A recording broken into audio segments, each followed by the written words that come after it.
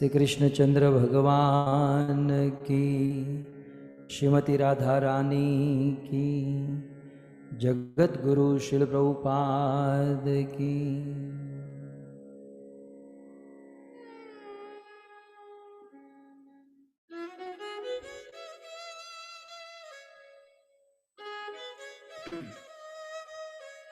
उपस्थित Hare Krishna.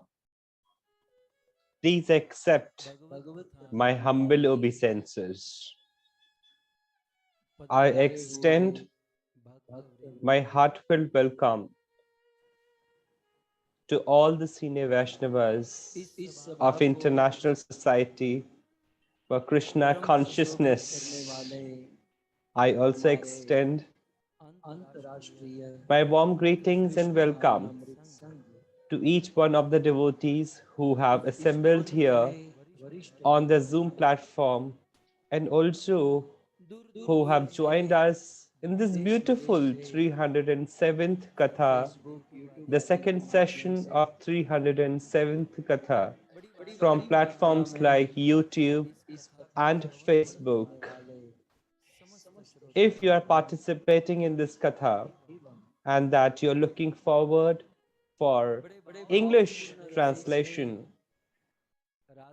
Radha Govind Goswami has beautifully organized the English translation in which you are supposed to choose for English language in your Zoom, and also the same for your Facebook and YouTube. English and Hindi kathas going on simultaneously. अंकुर भाई, भूमि बहन और अभी To the 4 generations from the host family, which is Makwana family. So this katha has been organized in the loving memory of Bechar Bhai. And this Makwana family has organized this beautiful katha. Parvati bin Makwana, her son and daughter-in-law Dayal Bhai and Vimla Bain, and further the sons of Dayal Bhai and Vimla Bain, Keyur Bhai and Kokila Bain, and Ankur Bhai and Bhumi Bain, and also their kid Misty. So you see, it is so interesting and heartening to see that Keyur Bhai has organized this beautiful katha. Purposely, perhaps it appears that such beautiful, auspicious events and festivals are appearing in this katha. In the last session, we had Ganesh Chaturthi, and today is Panchami, which is known as Rishi Panchami, and it is celebrated as Rishi Panchami throughout the nook and corner of the world.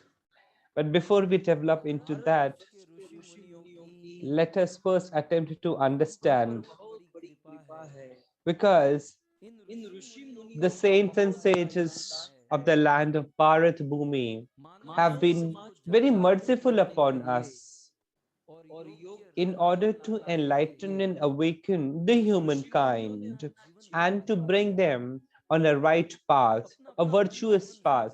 Sages and saints have dedicated their entire lives. So today's day is a day meant to lovingly remember and recall such great saints and sages. You see, sometimes, so-called modern educated people say that what is the need of remembering and talking about saints and sages? Though the fact is that even the young boys of today's time also, tender to the growth of beard, you see. See, it's very confusing for me because with growth of beard on the face, I find everyone to be similar.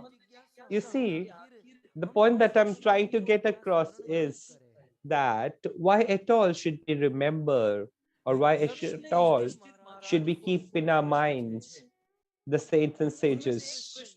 Yaksh Maharaj posed lot of questions to Yudhishthir Maharaj, and one amongst those questions was, "Oh Yudhishthir, tell me, who in this world is sad? What is the reason behind sadness?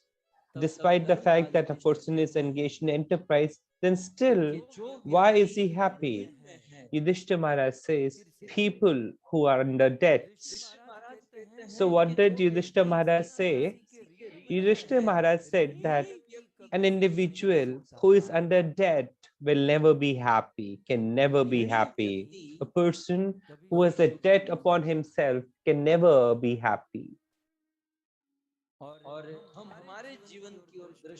If we look at our own lives, we people are also engaged in hard work day in and day out. And still, despite the fact that we are engaged in enterprise day in and day out, and still if we do not experience happiness, it means what? That we are certainly under debt of somebody. Unfortunately, the humankind today does not realize that under whose debt that they are trapped in. In the 11th skand of the 5th chapter and the 41th shloka of Shrimad Bhagavatam, 11.5.41, in Shrimad Bhagavatam, Naraji goes on to say that in this entire world, an individual has the debts of five people. So any individual in this world has five kinds of debts upon him.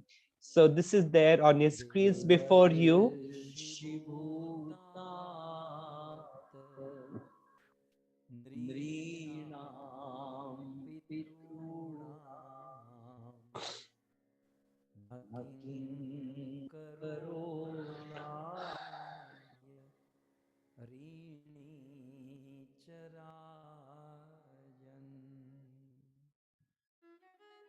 So the shloka says something like this. The shloka says that in this entire world, every individual has upon himself the burden of five debts. The first one is the debt of the demigods. The second debt is the debt of sages and saints.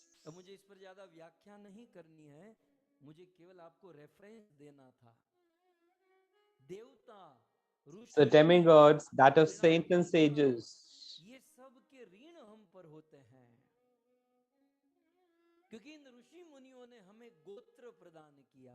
So you see, it is these sages who have given us these gotras. They gave us the Vedas. It is these sages and saints who offered us the pure knowledge of the Shastras. And hence, every individual, every human being would always remain eternally indebted to these sages and saints. And just in case if an individual develops a desire to be free of these debts, then what is to be done? Shrimad Bhagavatam goes on to provide the solution.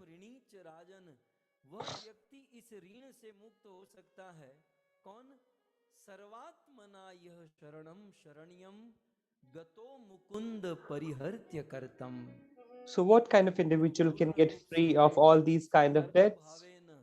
An individual who, in complete sense of the term, goes on to take refuge at the lotus feet of Shri Krishna.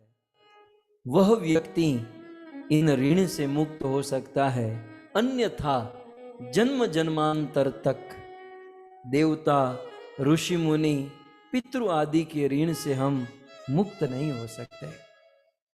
Feet of Lord Krishna, then certainly he can be free of all these five types of debts. Otherwise, for all times, an individual will carry the burden and weight of these five types of debts upon himself, birth after birth. You see, it is absolutely impossible to pay back to what the sages and saints have offered us. But on such an auspicious day like that of Rishi Panchami, we can certainly glorify their name. And by that way, we can at least make an humble attempt to please them. In this land of Bharatvarsha, there had been numerous sages and saints. However, out of those all sages, 7 are considered as the prominent ones and who are referred as Saptarishi, who are considered eternal always. So what are those 7 Saptarishis? Who are those 7 rishis who are considered eternal? So in Shrimad Bhagavatam, there is a mention of who are those 7 rishis or the Sapta rishis. So would you want to have darshans of all the 7 sages and saints? All thanks to Govind TV that we can go on to have all the 7 sages put together. Now you need to recognize who's who's Kashyap, who's Atri, who's Bharadwaj, Vishwamitra, Gautam, Jamdagni, Vashisht. So these are 7 rishis, the Sapta rishis. So the current Manvantar under which we are living, in this Manvantar, these 7 rishis are called as Sapta rishis.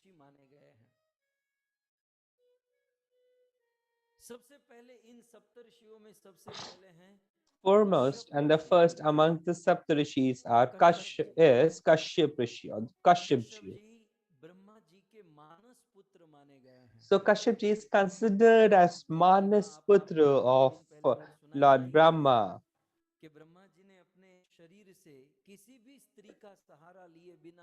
So you know we have already understood this story that without taking help of any female, Brahmaji produced 10 sons from his own mind and heart. So Kashyapji is Manas Putra of Brahmaji. का बहुत बड़ा योगदान इस ब्रह्मांड में क्या रहा? इस ब्रह्मांड का निर्माण करने के पश्चात प्रजा की उत्पत्ति करने के लिए Kashyap contribution of Kashyapji has been immensely great. Kashyapji had numerous wives, and by becoming Prajapati, Kashyapji went on to give birth to Praja or people. Even to this day, during religious ceremonies, if we do not know our Gotras, so imagine if you do not know your Gotra and that you are sitting in a religious ceremony. So in a situation when we do not know a Gotra, we often say it is Kashyap Gotra because it is from Rishi Kashyap that everything emanates. Vaishnavas go on to say Achyut Gotra if they are unaware of their Gotra. And you're aware of Rishi Kashyap that the wife of Kashyapji, which were quite huge in number, but the two were the prominent ones, Diti and Aditi. From Diti, all the demons were produced, and all the demigods came from Aditi. So in a way, he is the father of all the demigods. He is also the father of all the demons.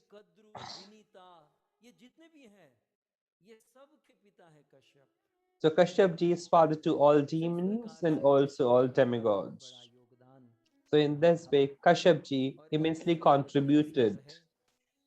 And he was a very successful householder.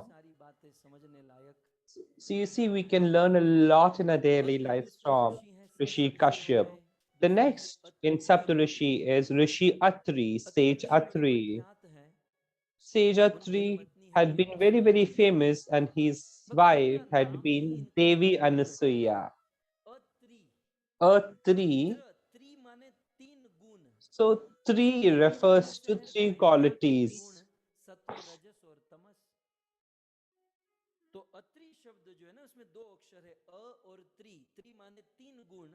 So Rishi Atri has 3 qualities.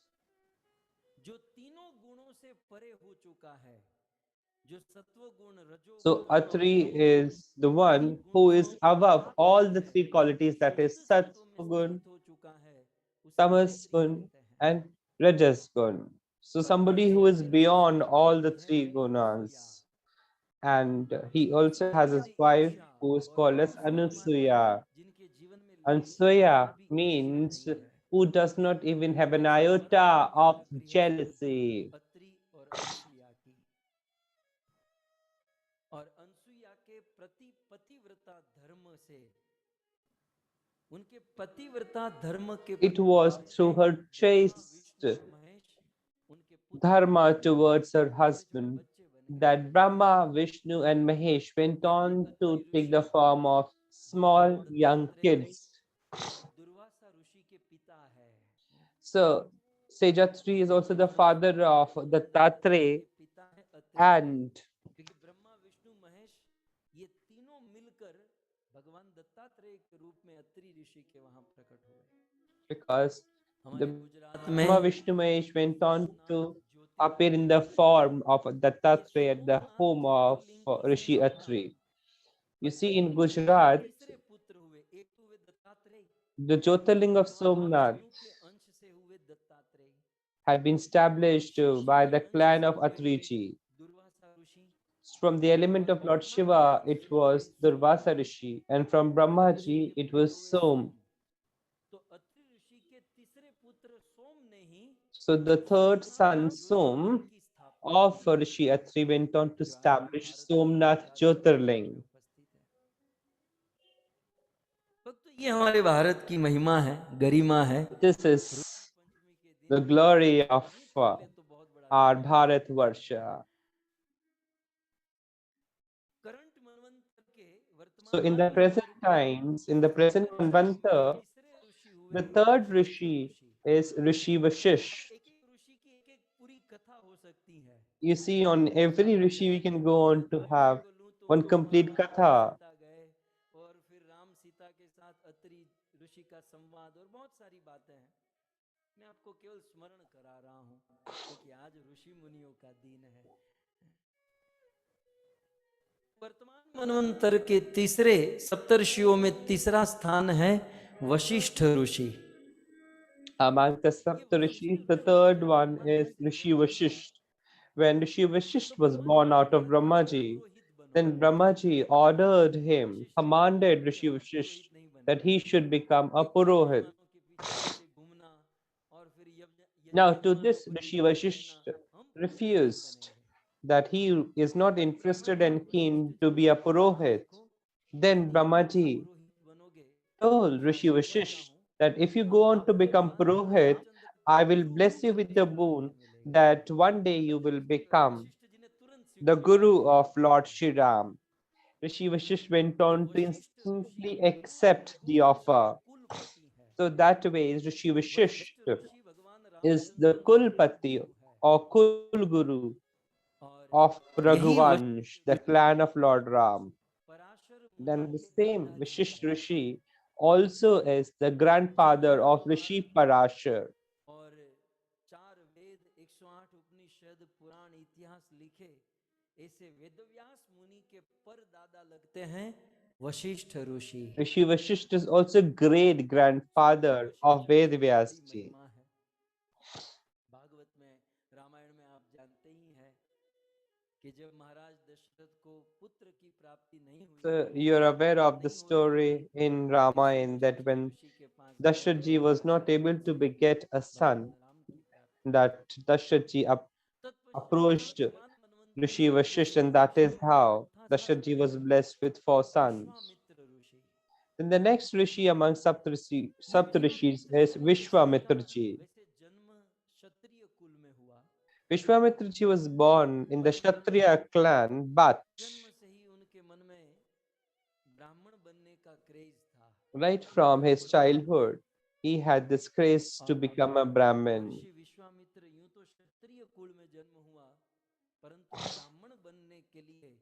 So because he was born in a Kshatriya clan, so in order to become Brahmin, he meditated very strongly for 10,000 years. So Parshuramji got engaged himself in very tough penance and meditation.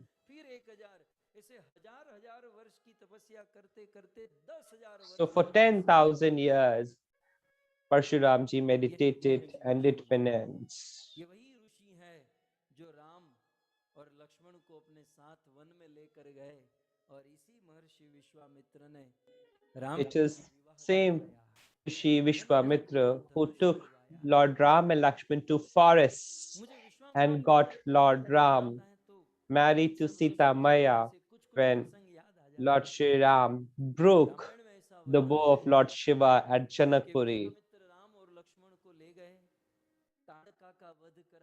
So Vishwamitra ji got Tatarka, Subahu killed by Lord Shri Ram, got married through at a distance, got liberated Ahilya, and got all the four brothers married to the daughters of Janakpuri. So Vishwamitra ji did a lot, performed a lot. The introduction of Lord Shri Ram, which was known to Ayodhya, went on to reach the three worlds. वाली बात तो ये है कि इतना Lord Rishi Parshuram. महाराज दशरथ और भगवान रामचंद्र के लिए किया और राम और लक्ष्मण को लेकर अयोध्या में वापस लौटे और Much कुछ दिन for the Raghu family. आश्रम में वापस जा रहे थे। महाराज दशरथ अपने पूरे परिवार के साथ मिलकर विश्वामित्र के चरणों में बैठ गए। So after staying for some time at Ayodhya, ये मेरा घर है, as he was about to leave, as Vishwamitra ji was about to leave, आपका है। Dashrath requested Vishwamitra ji and said that, "O sage, everything that I have belongs to you, and whatsoever that you desire is visible before you, belongs to you. Whatever desires you, please, you may take that, and it will bring huge happiness to me." Dashrath ji offered everything, surrendered everything to Vishwamitra ji, but Vishwamitra ji did not even take a single penny and left the kingdom of Dashrath Maharaj. And it was not that he was saddened for not taking anything from Dashrath ji, rather he left Ayodhya with a very happy, on a very happy note. इतनी मेहनत की, इतना कुछ काम किया, खाली हाथ दशरथ के वहां से निकले, लेकिन मन में अत्यंत प्रसन्नता थी। और प्रसन्नता किस बात की थी? राजा दशरथ की भक्ति का स्मरण करते हुए खुश हो रहे थे। So Vishwamitra ji was very glad looking at the devotion and commitment of Dashrath ji, and also Vishwamitra ji was happy that he had become the medium to unite Sita Maya and Lord Shri Ram.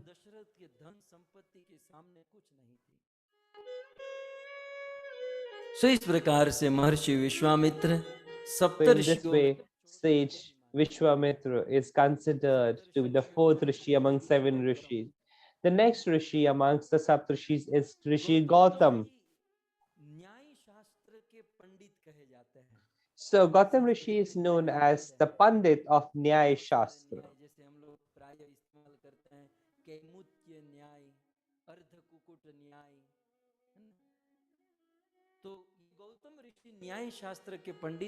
So he is considered as Pandit of Nyaya Shastra, Rishi Gautam. And he was well versed and he is qualified in chemistry.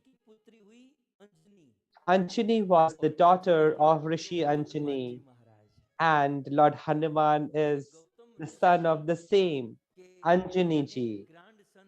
So Rishi Gautam is maternal grandfather of Lord Hanuman. So he is considered as Nana of Gautam Rishi, of Lord Hanuman. So in a way, these Saptarishis gave us Hanumanji, gave us the Tatre, gave us Som, Indra, gave us everything. Further, the sixth Rishi in Saptarishi is Jamdagni Rishi. So Jamdagni Rishi is the son of Ruchik Rishi. And Ruchik Rishi's daughter was, and Ruchik Rishi's wife was Satyavati, who was the daughter of a Kshatriya. Gadhi was her father.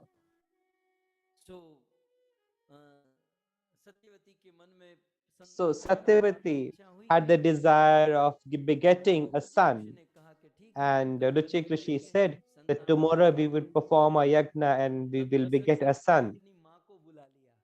And by that time, Satyavati called upon her mother, and the mother-in-law said, "Oh, son-in-law, if you're doing the yajna, do one yajna for us as well, because we also do not have a son."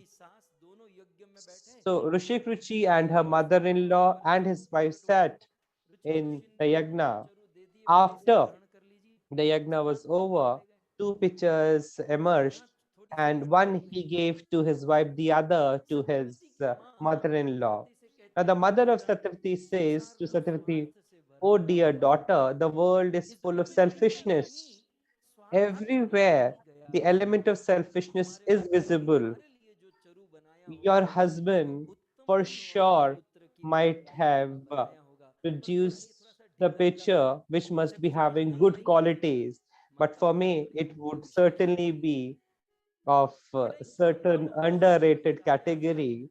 So dear daughter, because we are Kshatriyas, we need a son who is full of qualities. Why don't you exchange your picture with me?" Now the daughter cannot deny to mother, and both of them exchange their pictures. And now what happens? Both Satyavati and her mother exchange the pictures. Now, after some time, Satyavati said that, "Oh, dear husband, I have to show you something. That day, the pictures that you gave us, you know, I exchanged it with my mom." Rishi Rishik said, "Alas, you should not have done that." And he said, "Because we are Brahmins, so I had created the picture of the qualities of a Brahmin. And because your mother is a Kshatriya, so I had made the picture of the qualities of Kshatriya." So because you've exchanged the picture, so in our house, we would have a son who would have strong qualities of Kshatriya, and at your mother's place, there would be a son with Brahmin qualities. So that is how Vishwamitraji was born. And at the house of Rishi,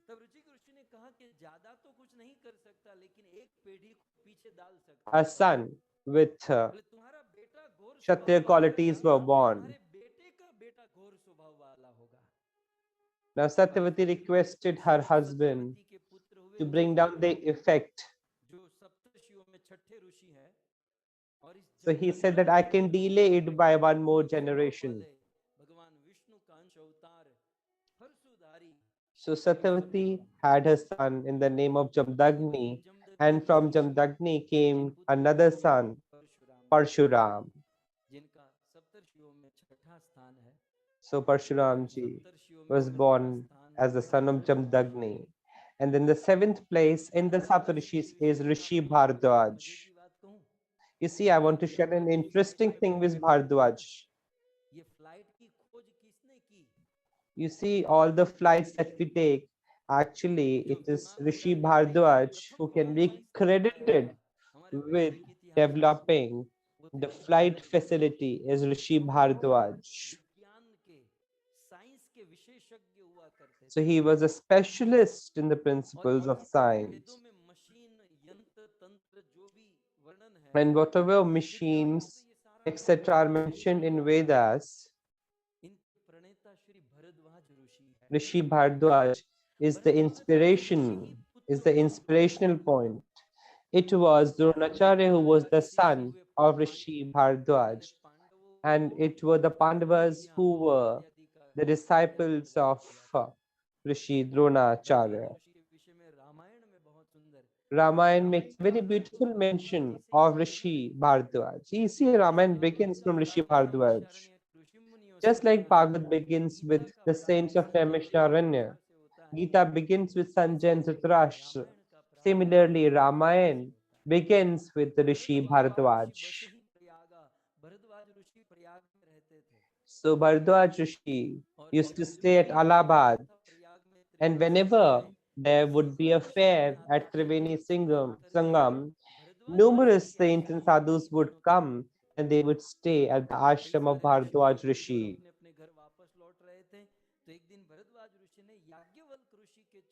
So one day, Bharadwaj Mutni caught hold of the lotus field of तो संशय से ही मर जाऊं, और यदि मैं संशय आपके बीच में रखूं, strong doubt in my heart. If I would present that to you, I would be called a fool. And if I would not say, I would die. So, O Saint Bharadwaj, I do not know who is Lord Ram.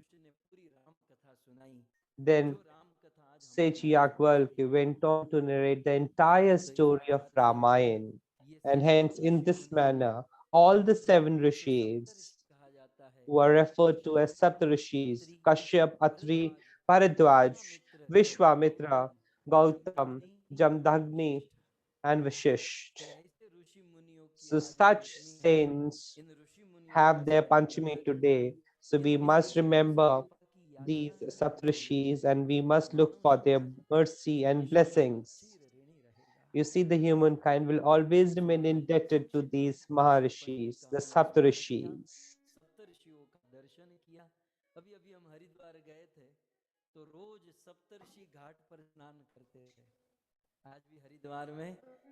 You see, when we went for Haridwar Yatra, we used to take holy dip at the Saptarishi Ghat.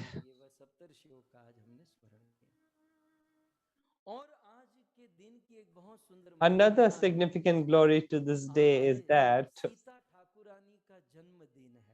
it is the birthday of Sita Thakurani. Now, most of you would not be knowing who is Sita Thakurani. It's not that Sita Thakurani is the consort of Lord Ram. Sita Thakurani is the better half of Advait Acharya in the age of Kali Yuga. So let us try to understand Advait Acharya. So Advait Acharya is the mixed form of Lord Shiva and Vishnu.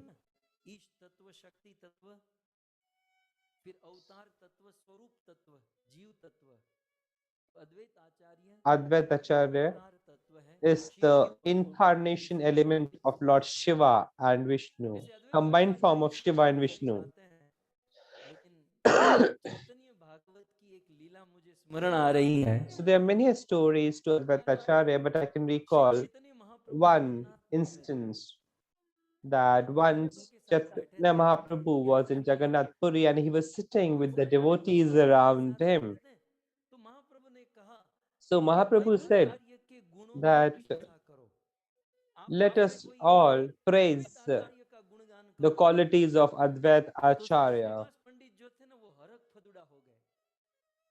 So now amongst them, Srivas Pandit got annoyed.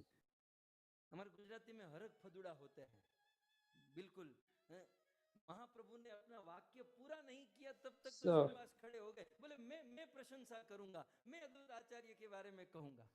Srivas Pandit got up from his place and said, I will do the glorification of Advaita Acharya. So this is mentioned in Chaitanya Bhagvat Antalila. Now Srivas Pandit started glorifying Advaita Acharya. Srivas Pandit said, Advaita Acharya means Advaita Acharya. He cannot be compared, he is beyond comparison. Such as is the glory of Prahlad, similar is the glory of Advait Acharya. Srivas Pandit had thought that Mahaprabhu would be very, very happy listening to this. But Chaitanya Mahaprabhu got extremely annoyed at this statement of Srivas Pandit. So the moment Srivas Pandit said that Advaitacharya is similar to Prahlad Maharaj and Sukhdev Goswami, Chaitanya Mahaprabhu gave Srivas Pandit a tight slap and started running after Srivas Pandit with a stick in his hand. Now Sri Advait Acharya caught hold of Chaitanya Mahaprabhu and calmed him down. Then, now Chaitanya Mahaprabhu engaged himself in glorifying the name of Advait Acharya. Chaitanya Mahaprabhu said that right from my birth, that Shiva Advait Acharya is my maternal grandfather.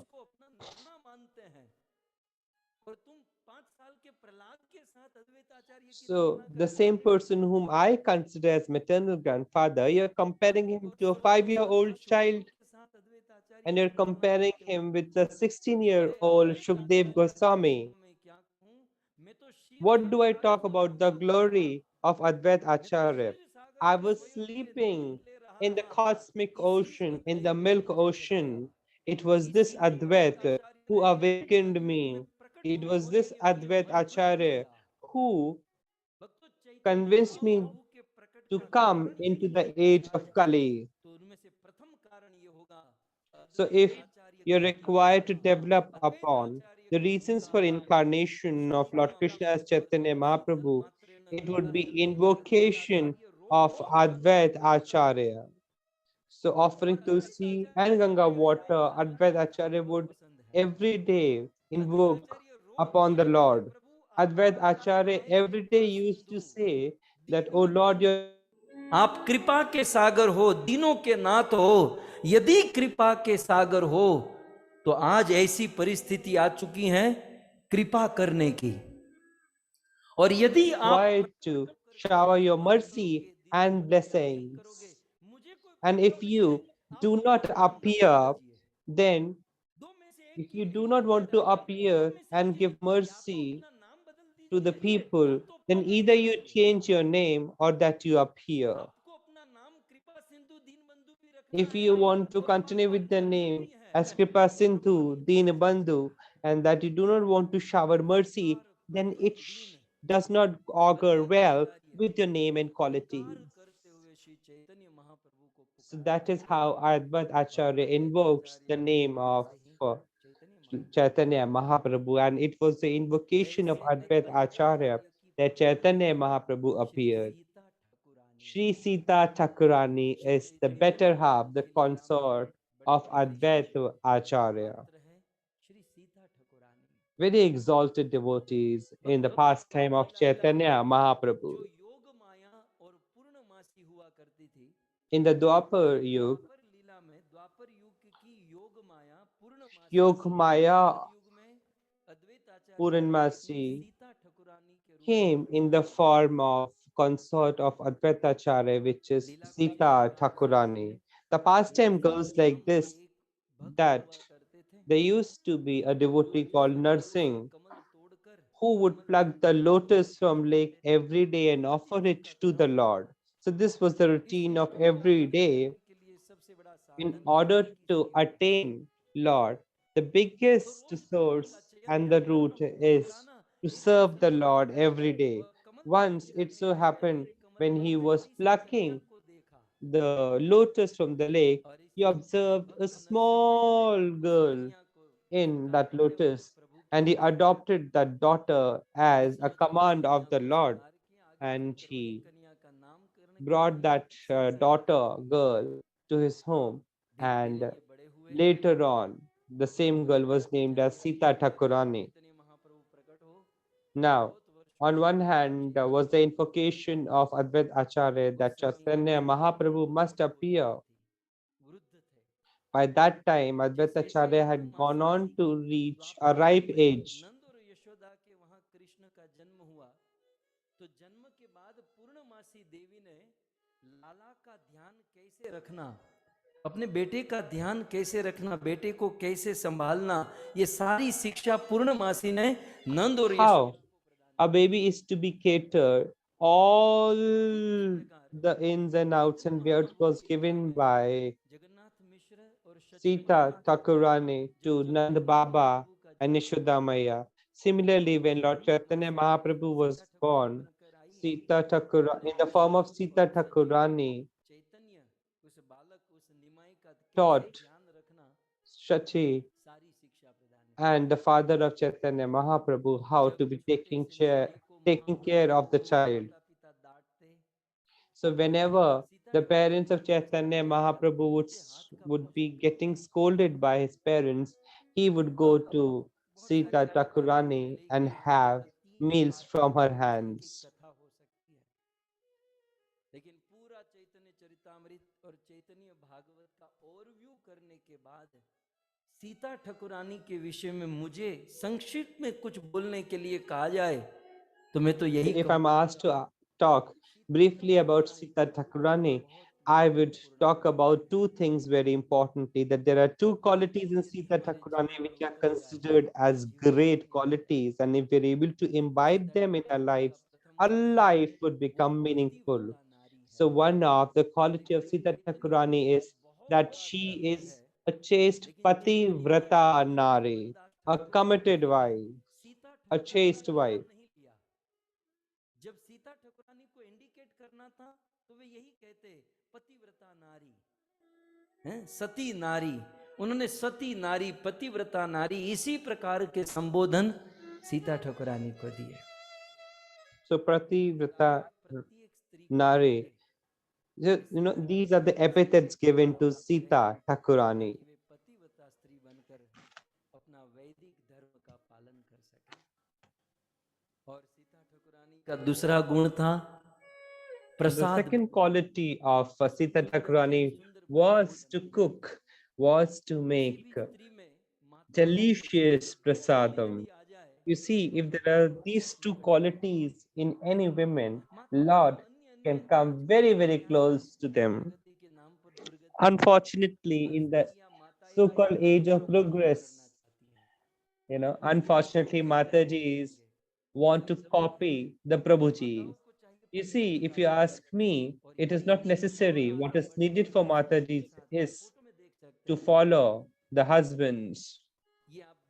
And if at all they want to do something more or different, then if you can see the picture, which is there on your screens, so the description goes something like this, that Sita Thakurani, when we used to offer beautiful, delicious foods and prasadam to Chaitanya Mahaprabhu. After Chaitanya Mahaprabhu left the material body, there it so happened people used to visit from West Bengal to Jagannath Puri. So Sita Thakurani used to pack a lot of delicacies to the people who would go from Bengal to Jagannath Puri. So by way of her beautiful cookery skills, Sita Thakurani went on to attain Chaitanya Mahaprabhu. एक दिन एक पत्नी का जन्मदिन था और उस पत्नी ने सुबह सुबह उठकर अपने पति से कहा, पति देव टुडे इज माय बर्थडे, आप जानते हैं? बोले हाँ. बोले आज मेरा बर्थडे है. पति ने कहा तो मैं क्या करूं?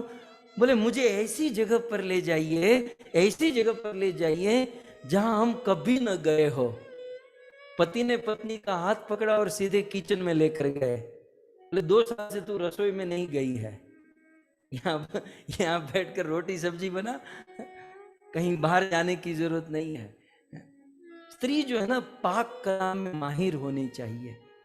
Ideally, you see, the female must be perfect in cookery skills, because for the householder, the biggest service is to serve the sages and sadhus who have arrived at your home.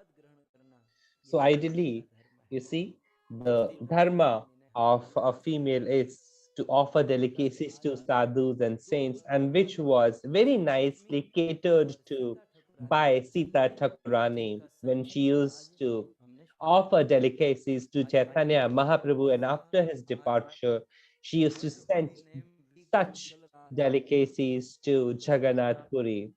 So the third aspect is the second day of World Holy Name Festival, which is running. So let us talk about the glory of Harinam as well for some time, and then we will move into the Katha.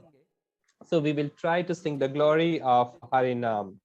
In Chaitanya Charitamrut, Chaitanya Mahaprabhu has given a very beautiful verse, and this is there on the screens before you.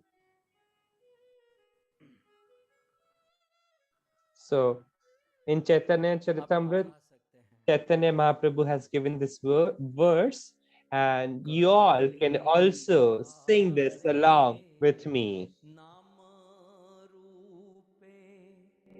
Krishna avatar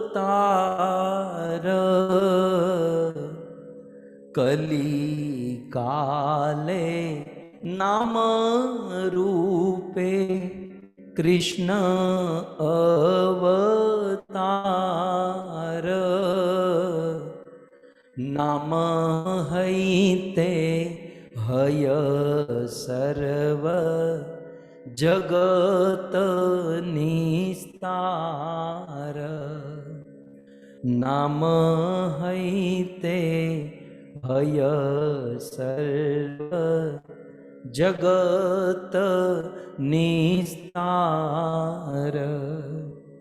Nam Bina Kali Kale Nahi Aradharma Nam Bina Kali Kale Nahi Aradharma Sarva Mantra Saranama Yehi Shastra Marma Sarva Mantra Saranama Yehi Shastra Marma Kali Kale Nama Rupe Krishna Avatar Nama Haite Haya Sarva Jagat Nistara.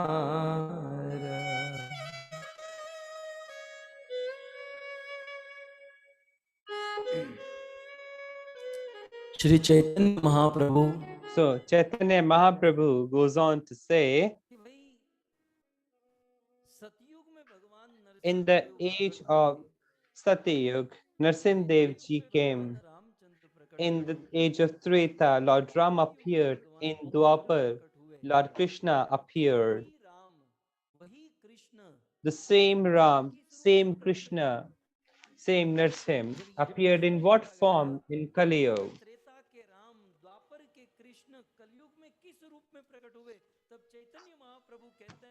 So Chaitanya Mahaprabhu replies that in the age of Kali Yuga,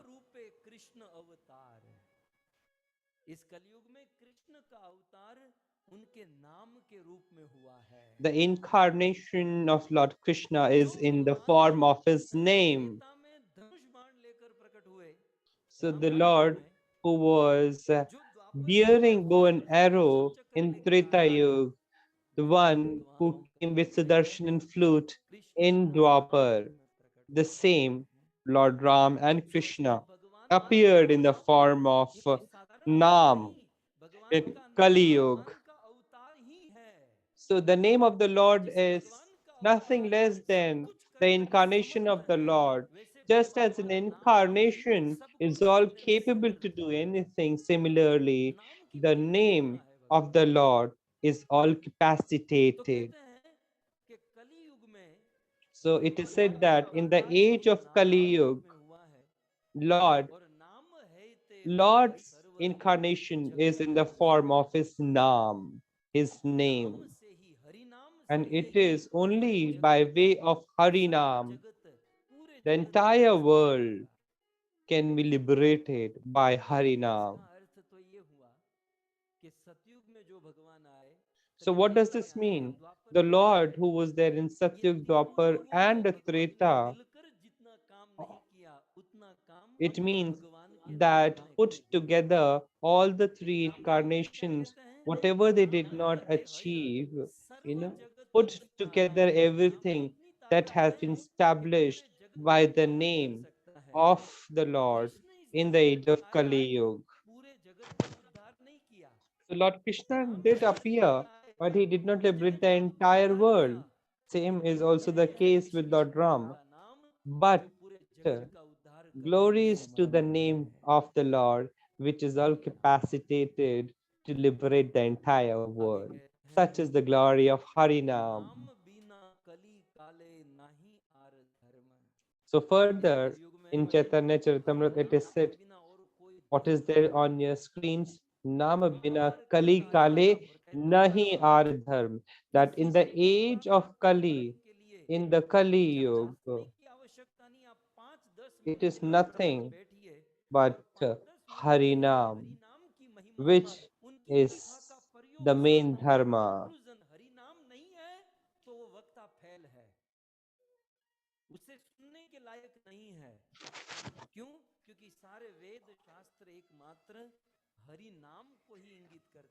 Because all the Shastras and Vedas indicate only towards Harinam.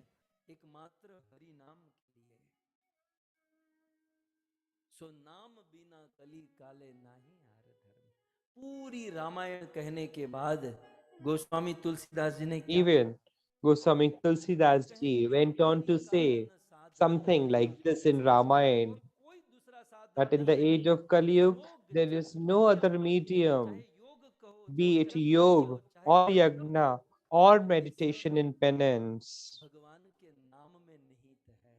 Everything is inherent in the name of the Lord. Perform Harinam and all the yagnas be performed, all the penance be performed.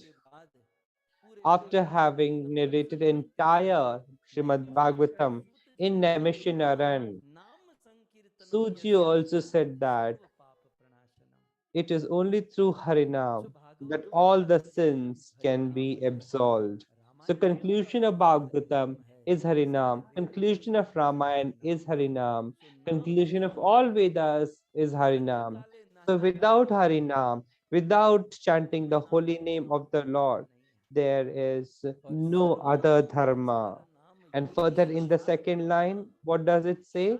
Sarva mantra saranam ei shastra marm. So what is the essence of all Shastras?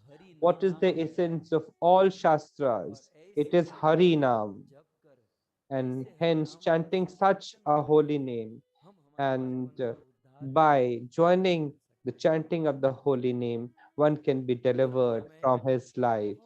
In the Puranas, a very strong question surfaced that King Parikshit, despite that he was all capable and powerful, why did he not kill Kali Yuga?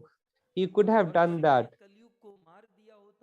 And had Parikshit Maharaj killed Kali Yuga, we would all have been sitting in Satyug. So why at all did Parikshit Maharaj not kill Kali Yuga? Because Parikshit Maharaj clearly knew that समुद्र है, जैसे समुद्र में पानी ही पानी होता है, वैसे कलयुग में दोष ही दोष भरे हुए हैं। लेकिन इस दोष से भरे हुए कलयुग में अस्थि एक in the ocean full of sins of Kali Yuga, Parikshit knew that there is one strong quality. And what is that one strong quality in the age of Kali Yuga? And that is such a huge quality in Kali Yuga that this one quality can go on to overshadow all other sins of the age of Kali Yuga. So what is that quality? So that quality is such that even despite thousands and lakhs of years of meditation, sages cannot attain that. In the age of Dwapar, spending lakhs and millions of rupees and money, Lord could not be attained. The same Lord is easily attained in the age of Kali Yuga by this Maha Mantra. So it is said that if you believe that there is no other age other than Kali Yuga, because had you been in age of Satyug, you would have died meditating upon the name of the Lord. Had you been in the age of Treta, you know, all those people who appear to be so fair, you know, you would have all turned jet black because you had been sitting at a yagna every day. So yagna would produce strong heat and smoke. You would have died, but you wouldn't have attained Lord.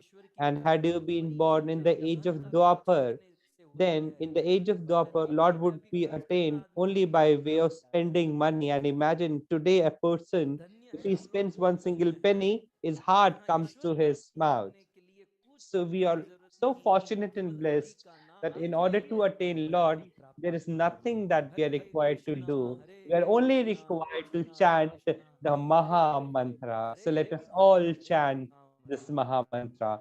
Hare Krishna, Hare Krishna, Krishna Krishna, Hare Hare, Hare Ram, Hare Ram, Ram Ram, Hare Hare. So this beautiful solution was taken up by Parikshit Maharaj. Now, it becomes all clear so far that we all must chant the holy name of the Lord in the age of Kali Yuga. Even other sects and groups also do that. But where lies the problem? That which name is to be recited? Chanting which particular name of the Lord must be invoked. So the question that surfaced was that if by chanting the name of the Lord one can attain the Lord, then which particular name of the Lord must be recited? In Brahmand Puran, Rom Harshan Sud went on to ask this question. The question is there on your screens.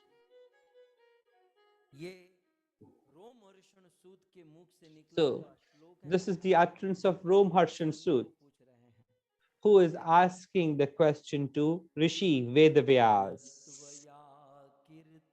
So the words goes like this. Rom Harshan Suji is asking to Rishi Vedavyas.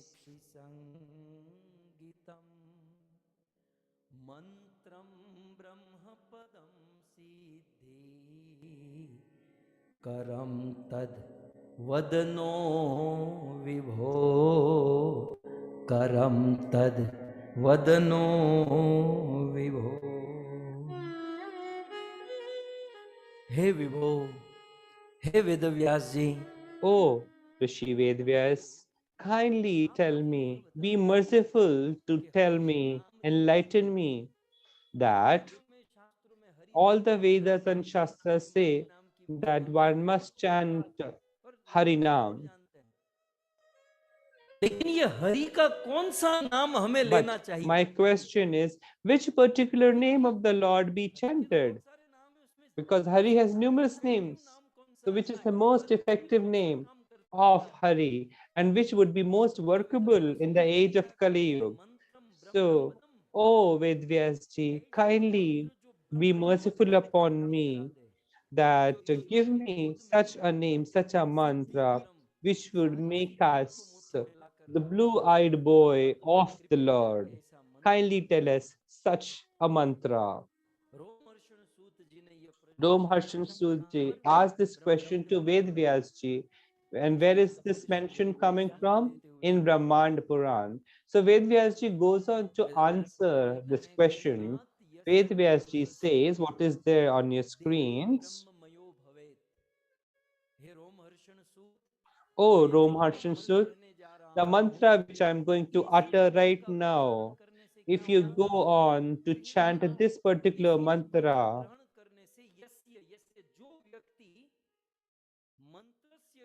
a person who accepts this mantra, an individual who has the material body, right? So a person who possesses material body accepts this mantra,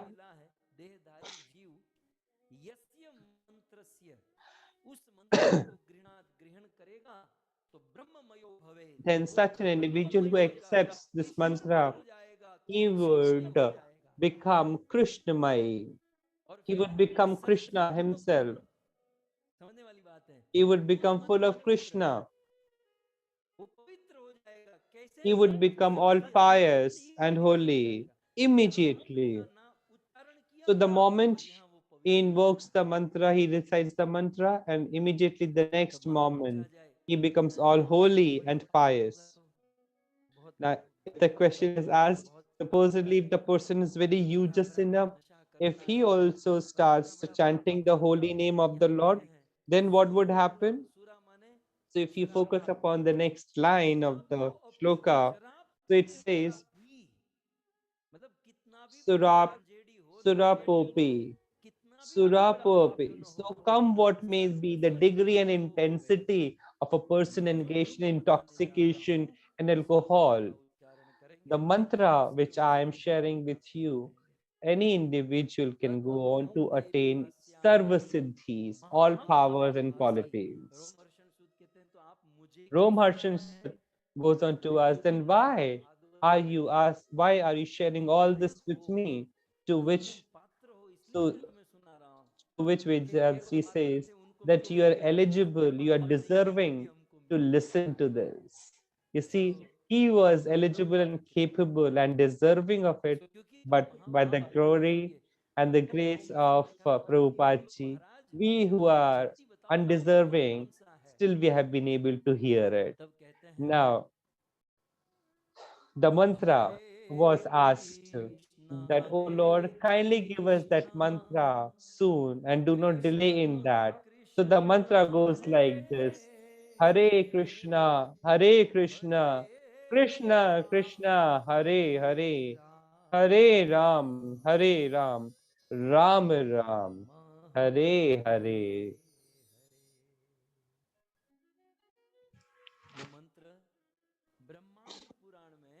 The mantra which Ved Vyas ji gives to Romharshan Suji in Brahmanda Puran. And after having spoken this mantra, there are two more lines immediately behind this. Iti means this mantra, Shodashakam. So this mantra, which has 16 names,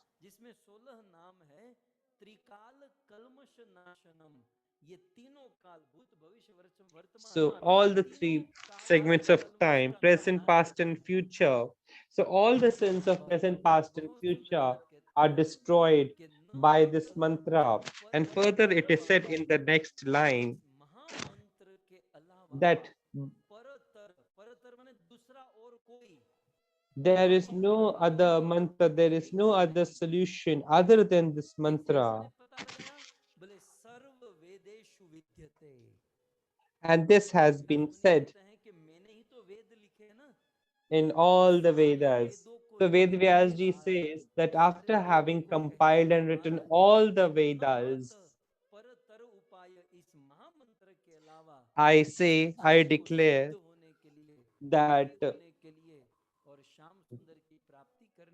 in order to attain Shyam, आज हमारा परम सौभाग्य है वेदों का सार, शास्त्रों का सब Maha Mantra.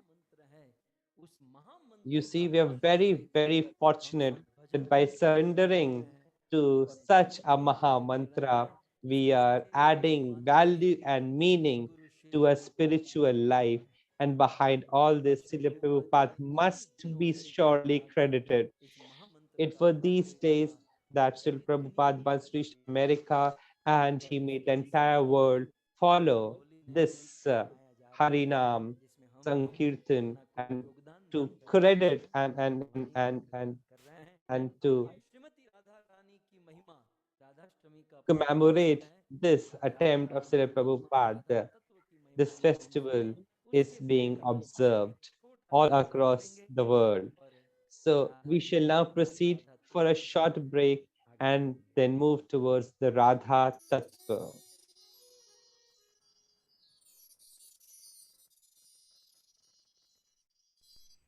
Hare Krishna, Krishna Krishna, Hare Hare, Hare Ram, Ram Ram, Hare Hare. बहुत बहुत धन्यवाद प्रभु जी। इससे हमने अभी श्रवण की ये हरिनाम की महिमा बिल्कुल श्लोकों तथा प्रमाण के साथ में प्रभु जी ने इतनी चपलता से, मतलब इतनी वर्णन किया that no one can have doubt now, कि अभी किसी के मन में ये कोई शंका नहीं रहेगी कि कलयुग में कौन सा नाम जपना चाहिए। हाँ, उनके लिए जरूर रहेगी जो लेट ज्वाइन होते हैं और लेट श्रवण करते हैं या फिर कुछ पार्ट मिस कर जाते हैं। तो इसीलिए प्रयास करना चाहिए कि कथा को हम शुरुआत से सुने और पूरा सुने, ताकि हमारे मन में इस प्रकार की कोई संशय ना रहे, क्योंकि प्रभु जी इतनी अथाक मेहनत करते हैं और बिल्कुल प्रमाण हमारे सामने प्रदर्शित करते हैं, जिससे कि हमारे मन में कोई डाउट ना रहे और हमें उसे स्वीकार कर ले जाए। और बहुत बहुत धन्यवाद प्रभु जी, ये सुंदर महिमा श्रवण कराई। और साथ ही साथ जैसे हमने आज ऋषि पंचमी है, तो उन ऋषि मुनियों के विषय में प्रभु जी ने बहुत कुछ हमें आस्वादन कराया। इस प्रकार हम जो ऋणी है, नायम ऋणी चराचरम, बहुत सारे कलयुग में हमारे ऊपर बहुत सारे ऋण है। उनमें से पितृओं का ऋण है, ऋषि मुनियों का ऋण है, देवताओं का ऋण है। We are all, under the depth of all these, personalities. So, इस ऋण से मुक्त कैसे होना है, प्रभु जी ने इसका बहुत ही अच्छे से वर्णन किया है। तो साथ ही साथ, Sita Thakurani, the eternal consort of अद्वैत आचार्य, इनकी पत्नी का आज आविर्भाव दिन था और बहुत सुंदर प्रभु जी ने उनके दो गुणों का भी वर्णन किया, इस प्रकार इस माता के दो गुण हैं जो हमें ग्रहण करने चाहिए। So thank you very much, Prabhuji, for all your kind effort which you are making for all, just to enrich our life. Thank you very much, Prabhuji. And let's go to the Gaushala and have a darshan of our dear Gau Mata, because it's been many days that we haven't reached to Gaushala and हमने दर्शन नहीं किए काफी दिनों से। So we'll just take you to the Gaushala कि हमारी ये जो यजमान परिवार है वो इन्हीं गौ माता की सेवा करके इस भागवत कथा को श्रवण कर रहे हैं, तो और हम सब भी इसका लाभ ले रहे हैं। हमारी इस गौ माता की सेवा करके उन्हें तो बहुत ही सुंदर श्री राधा गोविंद गौशाला के हमें दर्शन प्राप्त हुए हैं आज, जहाँ पर हमारे जो परिवार है, मकवाना परिवार, जिन्होंने ये सहयोग किया है, और इस सहयोग के कारण बस हम यहाँ पर गौ माता की सेवा कर रहे हैं तथा इस प्रकार सुंदर भागवत कथा इस पर्व को हम आस्वादन कर रहे हैं, जो कि बहुत ही रेयर है हमारे लिए। और धन्यवाद करना चाहेंगे मकवाना परिवार का, जिन्होंने ये सुंदर सहयोग किया है, जिसके कारण हम सब एकत्रित होकर इस कथा को श्रवण कर रहे हैं। तो प्राय बहुत सारे भक्त जिज्ञासा करते हैं कि हम इस प्रकार कैसे जुड़ सकते हैं, कथा श्रवण कर सकते हैं या फिर सेवा कैसे कर सकते हैं। तो बहुत सुंदर व्यवस्था है, आप यहाँ पर अप्रोच कर सकते हैं हमें, जिसके माध्यम से आप गौ सेवा कर सकते हैं और इस प्रकार कार्यक्रम में जुड़ सकते हैं, या भागवत कथा का भी आयोजन करवा सकते हैं गौ सेवा के बिहाफ में। सो as you all know, you can approach us for various गौ सेवास which we are doing in our गौशाला। तो आप हमें अप्रोच कर सकते हैं 7567545555 और सेवा perfect@gmail.com पर आप हमें अप्रोच कर सकते हैं ईमेल के माध्यम से, तथा वेबसाइट पर भी जाकर आप विजिट कर सकते हो, दैट इज www.perfectseva.com। सो बहुत बहुत धन्यवाद कि यहाँ पर हम इस पर्व को मना रहे हैं, और ऐसे ही आने वाले दिनों में एक बहुत सुंदर पर्व आ रहा है, जिसे प्रभु जी ने बताया आज कि किस प्रकार हम we are under the depth of rishi muni pitru, इन सारे महानुभाव की ऋण में हम हैं। यदि हम प्रसन्न होना चाहते हैं या अपने जीवन को सुखमय व्यतीत करना चाहते हैं, तो हमें प्रयास करना चाहिए कि हम इन ऋणों से मुक्त हो सके। तो there are various ways by which we can be free from the ये जो ऋण है उससे मुक्त हो सकते हैं। एक तो भगवान का नाम ग्रहण करने से, तथा साथ ही साथ इस प्रकार के जो पर्व आते हैं उसमें पार्टिसिपेट करना चाहिए। और जिसमें से एक मुख्य अभी हमारे बीच में आने वाला है पितृपक्ष, श्राद्ध पक्ष, जो कि आने वाली 20 तारीख से शुरू हो रहा है। तो once again we have wonderful, बहुत सुंदर आयोजन किया है हमने श्री राधा गोविंद गौशाला में, जहां पर आने वाली 20 तारीख से 6 तारीख यानी 6 अक्टूबर तक ये जो श्राद्ध पक्ष है, वहां पर हम सब अपने अपने पितरों के लिए इस श्राद्ध पक्ष में सहयोग कर सकते हैं। और विशेष हम श्राद्ध में जो वैष्णव को प्रसाद खिलाते हैं तथा उन पितरों की तृप्ति के लिए यज्ञ वगैरह करते हैं, पितृ मोक्ष पूजा करते हैं, भागवत पाठ करते हैं तथा गौ सेवा करते हैं। तो ये सारे एक ही स्थान पर हमने आयोजन किया है हमारे श्री राधा गोविंद गौशाला में।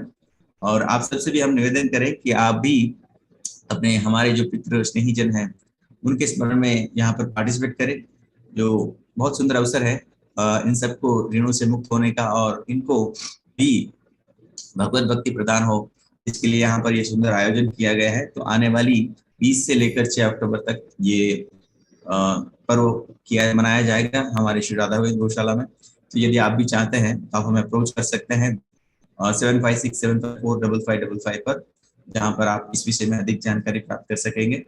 सो बहुत बहुत धन्यवाद सभी भक्तों का एक बार फिर से। आइए हम जो शेष कथा है श्रीमान लाल गोविंद जी के मुखार विशेष श्रवण करें। हरे कृष्ण।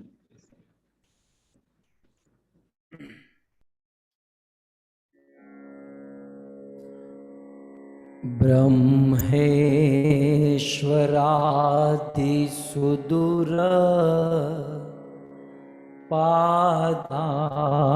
पादारविन्द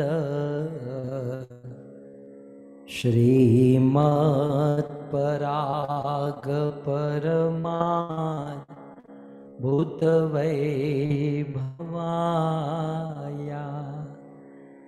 ब्रह्मे राधा रानी की महिमा। We are talking about the glory of Srimati Radha Rani.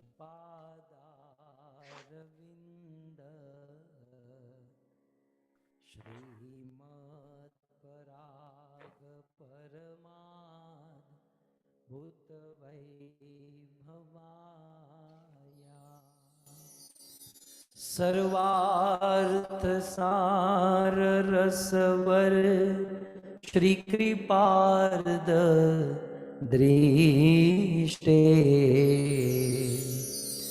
तस्या नमोस्तु वृषभानुभुवो महिम्ने। तस्या नमोस्तु वृषभानुभुवो महिम्ने।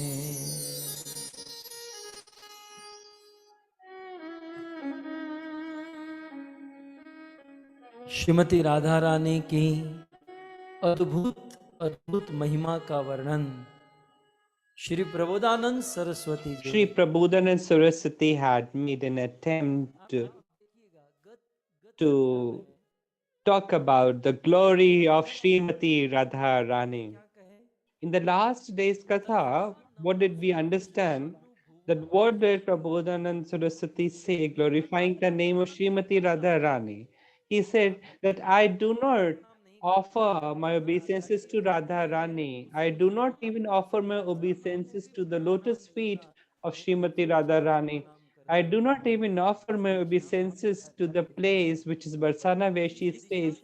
Rather, I offer my obeisances to the direction in which she stays, that even Lord Krishna considers himself great by touching the wind and air that comes from Radharani's touch of her sari. So, dear devotees, look at the mode of Sri Prabodhanand Saraswati, that he goes on to say that the glory and the glorification of Radharani is yet a distant thing. I first of all offer my obeisances to the direction from where the air is coming where Radharani stays. ईश्वर के दर्शन की यह विधि है कि जब भी मंदिर के दर्शन खुलते हैं तो दास की दृष्टि ईश्वर के चरणों में होती है। So you see, dear devotees, तो आगे Radha the Rani principle is that the moment the doors of the Lord's chambers are open, the first sight of a devotee should be towards the lotus feet of the Lord. ये महिमा शब्द को जरा समझने का प्रयास, So, what is this glory? Let us try to understand. ये शब्द ही वास्तविक हीरे मोती और It is these words which are in real sense the precious gems and our dharma.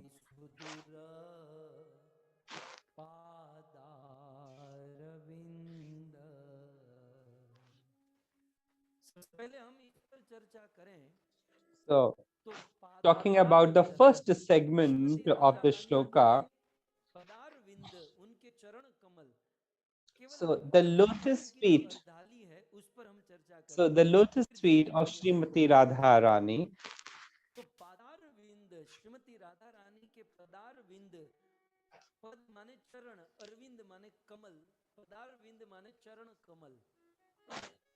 सो राधा रानी के चरण कमल कैसे हैं?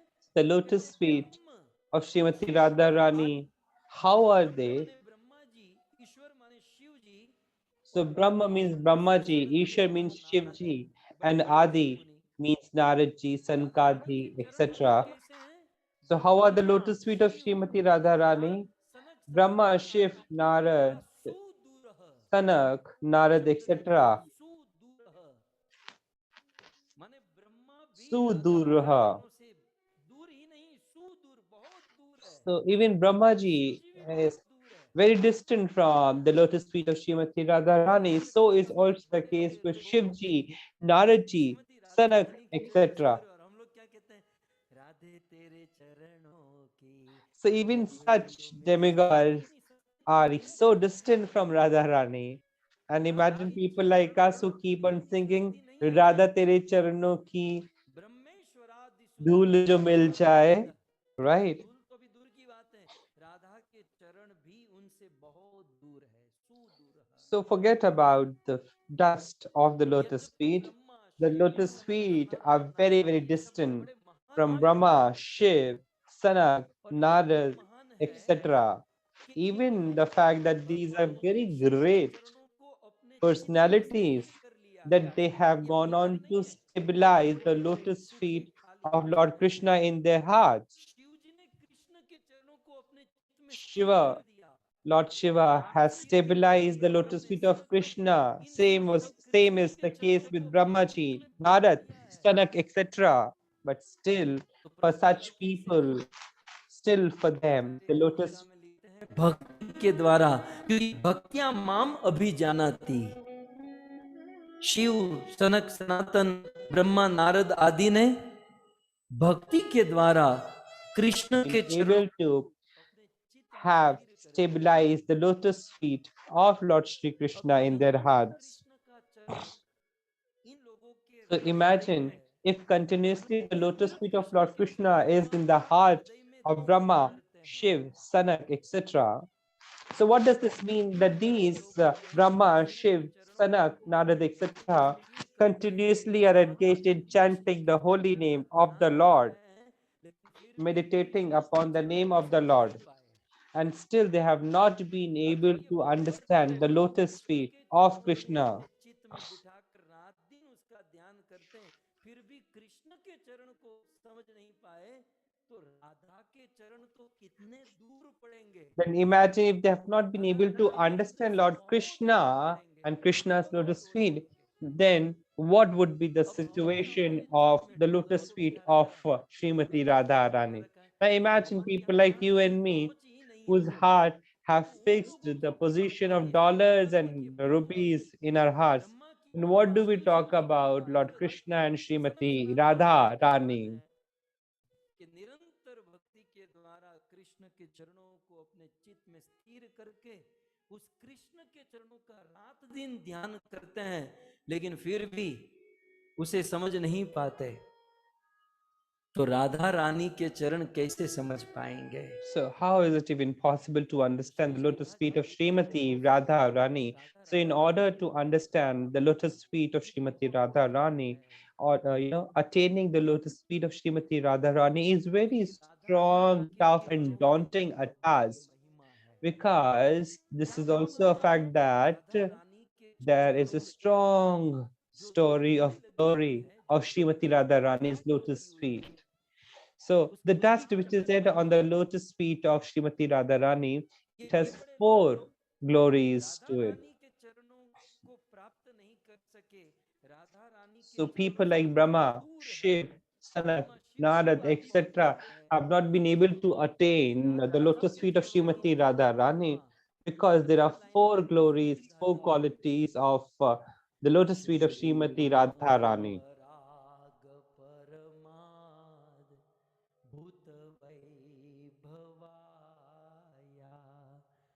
श्रीमद् पराग परमाद भूत वैभवाया। राधा रानी के चरणों की महिमा क्या है? बोले So what is the glory of the lotus feet of Srimati Radharani? So the first glory is Srimad Parag. So Srimad Parag. Second is Param Parag. So this word Parag would be suffixed with every word. So Srimad Parag, Param Parag.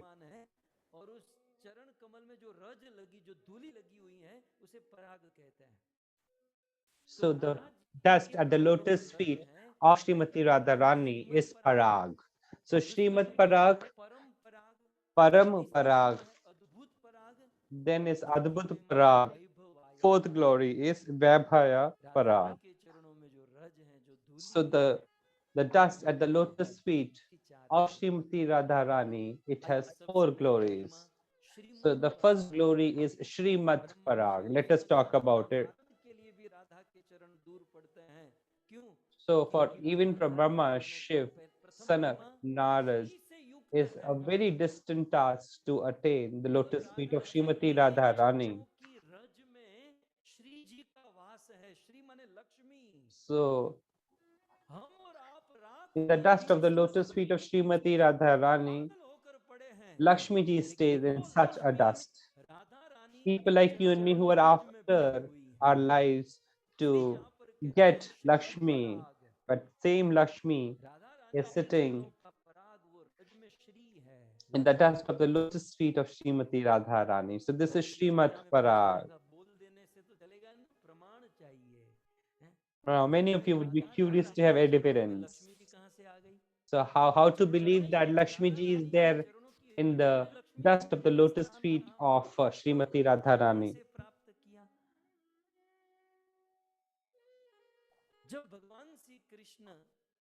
When Lord Krishna appeared in Gokul Vrindavan, Lakshmi ji got to know about this in Vaikuntha. Now Lakshmi ji felt that my husband is always sleeping, and one of the elements of my husband in the form of Shri Krishna has appeared on the earth. So why not to go on the earth and engage myself in some pastime? But when Lakshmi ji came to Vrindavan, she was told that in case she wants to be a party to the glory and the pastime of Srimati Radharani and Sri Krishna, then she has to be surrendering to Srimati Radharani, to the Sakhis and Gopis of Srimati Radharani. But imagine if a person gets to have some blessings of Lakshmi, that person walks around with a cushion of air around him. So imagine the same Lakshmi herself, what would be her attitude? And Lakshmi ji said that I want go around Radharani or her Sakhis. I would directly attain Lord Krishna and she started meditating in penance in the name of Lord Krishna, but she could not attain Lord Krishna. So one day, Lakshmi ji went to the gopis and she saw and observed the mood of the gopis. So what did Lakshmi ji see? This is there on the in the shloka on your screens. So Lakshmi ji saw that the fortune that these gopis have been blessed with.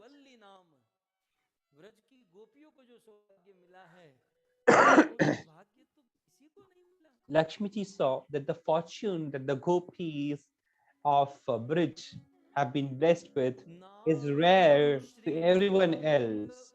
So the shloka goes something like this.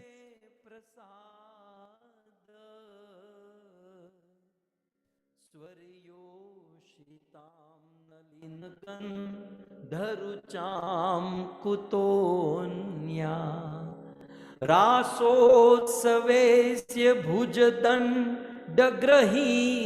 कंठ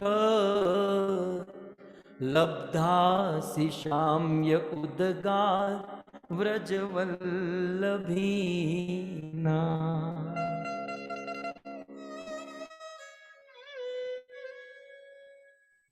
लक्ष्मी जी ने देखा, Lakshmi ji saw, Lakshmi ji witnessed that in Brij Vrindavan,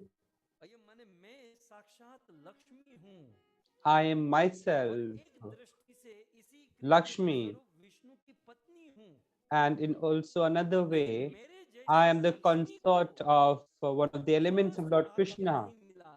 But still, I did not get the fortune.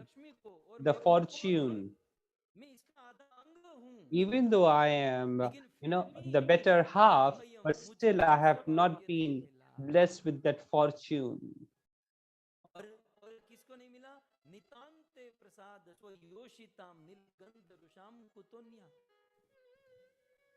और जिनके शरीर से कमल की गंध आती है, उन देवताओं की पत्नियों को भी, देवांगनाओं को भी वह सौभाग्य नहीं मिला। Even the consorts of demigods who are fragrant in their bodies, even they did not get this fortune. The beautiful girls of Swarga also did not get this fortune. So what is that fortune which Lakshmi ji is referring to? It is mentioned in the second line. So what is that fortune? That fortune is that Lord Shiva would rest, Lord Krishna would rest his hand around the neck of gopis in the Ras Leela. See, there are deeper meanings to it for your understanding also. भाग्य लक्ष्मी जी देख रही है कि रासोत्सवे, रास उत्सव में is putting around his hand the neck of the gopis, the leela that he is giving shape to, that benefit, that fortune,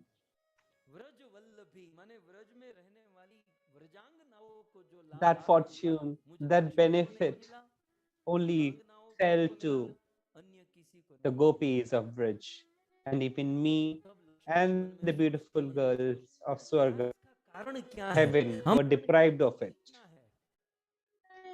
क्योंकि देखने में देवी या बुरी तो है नहीं शरीर से, इसमें क्योंकि ये श्लोक में कहा गया सुगंध आती है, और मैं लक्ष्मी आधा अंग हूं इसका। Now, Lakshmi ji and demigods were engaged in pondering over as to why they have been deprived of this fortune.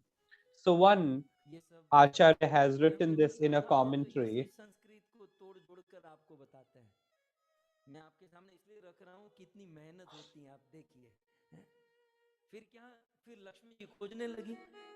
So Lakshmi ji is now looking for an answer that why she has not been that fortunate to have this fortune wherein she could engage herself in the Ras Leela with Lord Krishna.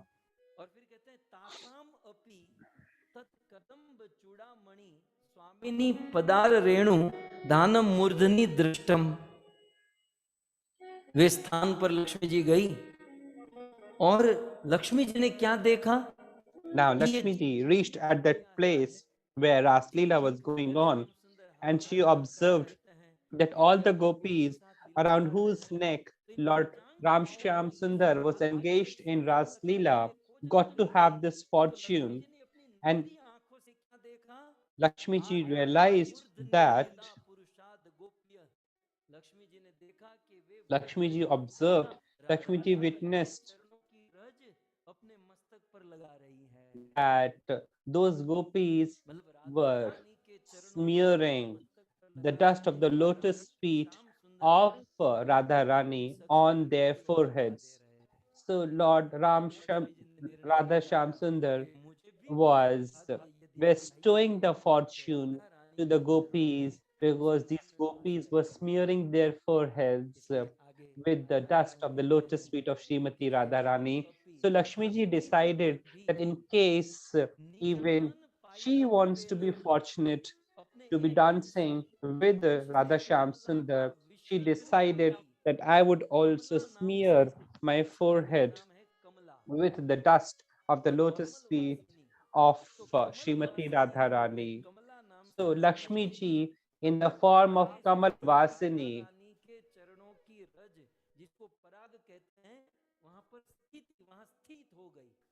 so Lakshmi ji went on to establish herself at the lotus feet of Srimati Radharani, in the dust of the lotus feet of Srimati Radharani. तो इसलिए आप देख सकते हैं श्रीमत पराग, इसलिए यहाँ पर कहा गया कि राधा रानी के चरणों की जो रज है वो श्रीमत, श्री से युक्त है, क्योंकि उसमें लक्ष्मी जी का वास है. In the shloka on the screens before you, it is said that the dust of the lotus feet of Srimati Radharani is called a Srimad Parag because Lakshmi ji stays there. It is called a Sri Nivas because Lakshmi ji stays at the dust of the lotus feet of Srimati Radharani. So Brahma, Shiv, Sanat, Sanak, Narad, etc., who could not reach the lotus feet of Srimati Radharani, because the glory of the lotus feet of Srimati Radharani is that in the dust of the lotus feet of Srimati Radharani, Lakshmi ji resides. दूसरा है परम, एक तो हो गया श्रीमत, श्रीमत माने श्री से युक्त है राधा चरण रज. दूसरा राधा रानी के चरण कैसे हैं तो कहते हैं पराग, परम अद्भुत. दूसरा है परम अद्भुत. So second one is Param Adbhut. परम को लेंगे. So we will talk about Param particularly. So the glory of the dust of the lotus feet of Srimati Radharani is Param. So Param means something which cannot be attained, which is very, very distant, which is very, very difficult.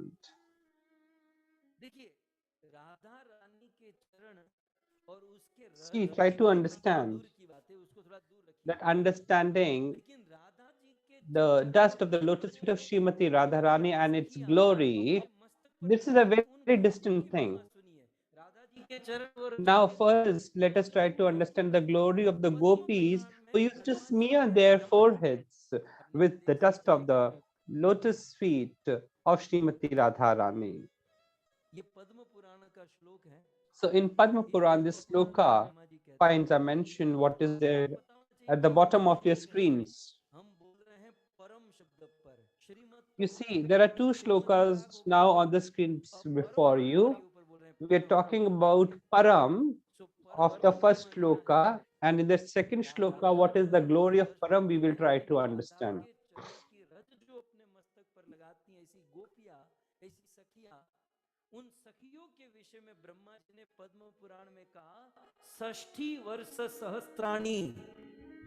So Lord Brahma says that for 60 60,000 years. So Lord Brahma says that he meditated for 60,000 years very strongly.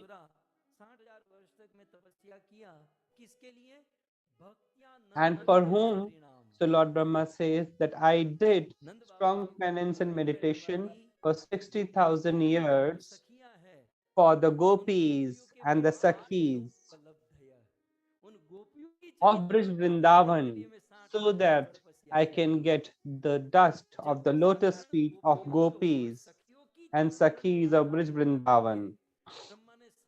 Now imagine, in order to get the dust of the lotus feet of sakhis and gopis of Brij Vrindavan, Brahmaji meditated for 60 years.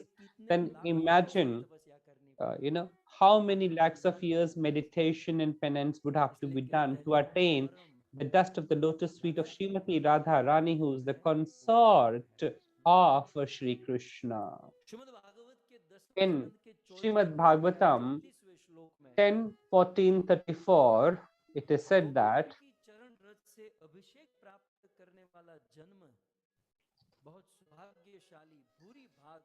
it is very rare an opportunity if one can get the birth by the abhishekam of the dust of the lotus feet of gopis. So the shloka goes like this.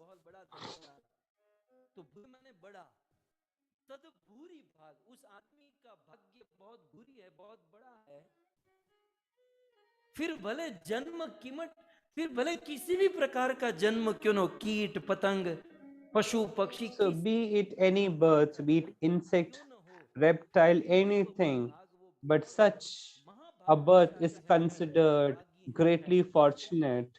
Who?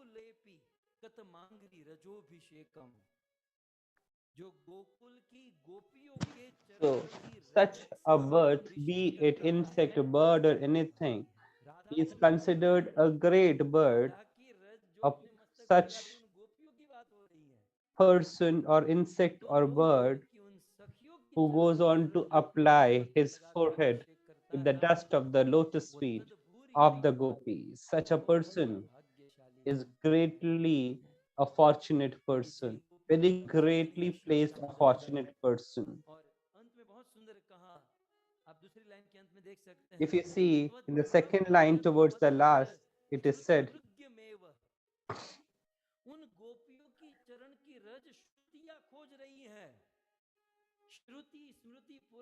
Shruti, Smriti, Puran, Ved, Shastra are in search of that dust of the lotus feet of the gopis.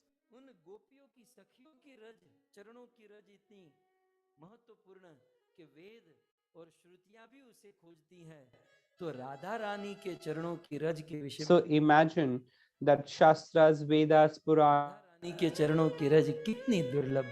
dust of the lotus feet of gopis, then imagine what would be the status of the dust of the lotus feet of Srimati Radha Rani.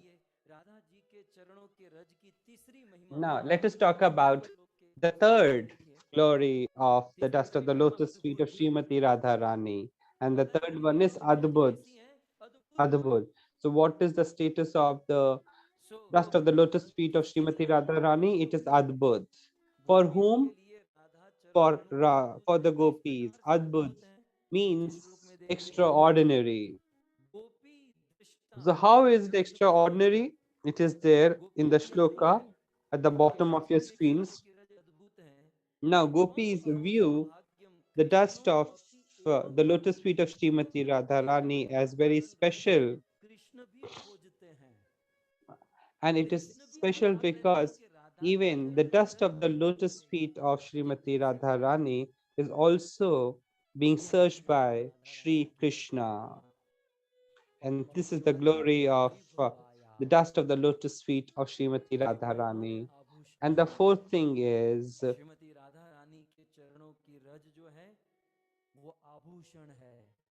so the dust of the lotus feet of Srimati Radharani is an ornament, is a splendor.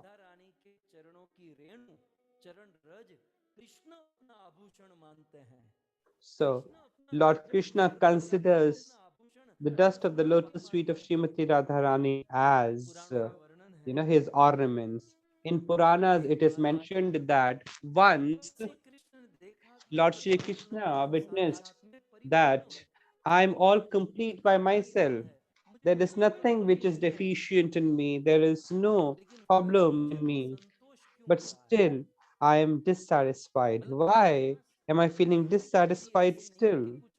So there is nothing worth achieving left for me, but still I feel that there is some lacking. Then Lord Krishna invoked all the Vedas.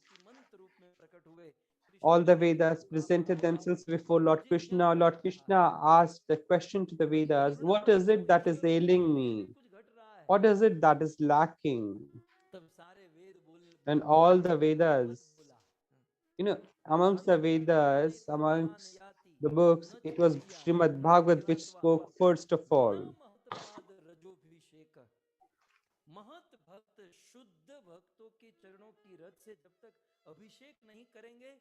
So, Shrimad Bhagavad said that only so long as you engage in taking a dip and a holy bath at of the water of the lotus feet of devotees.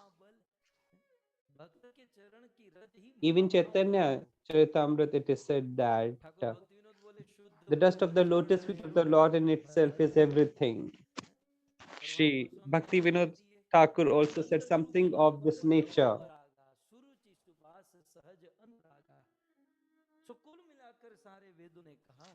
So, in a nutshell, all the Vedas went on to say that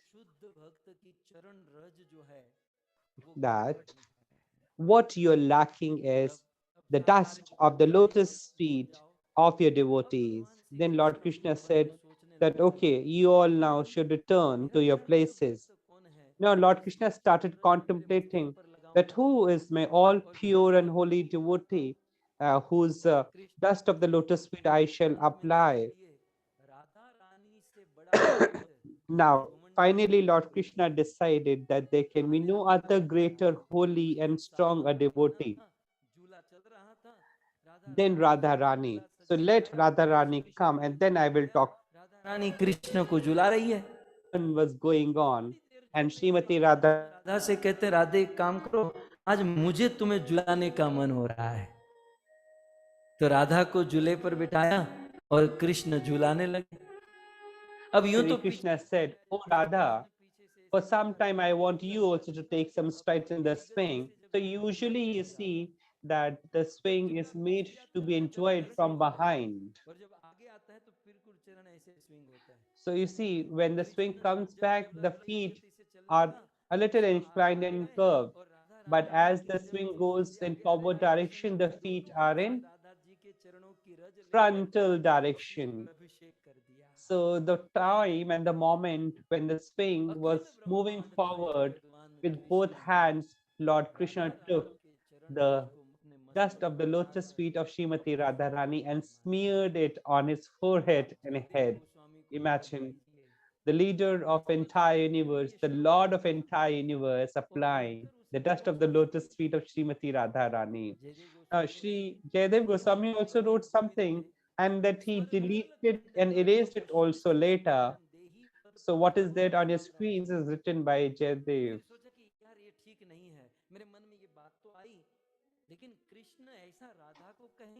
So Jayadev ji thought that I did come across this thought, but then how come is it possible that Shri Krishna would ever say such a thing to Radha Rani? So he erased it and he went to take a dip. Now, Lord Krishna came in the form of Jayadev. Padmavati felt that his husband has appeared, and Shri Krishna, who was in the form of Jayadev, asked for the book back and wrote the shloka again, what is there on his screens. Smar, smar, so Lord Krishna wrote the shloka, what is there on your screens.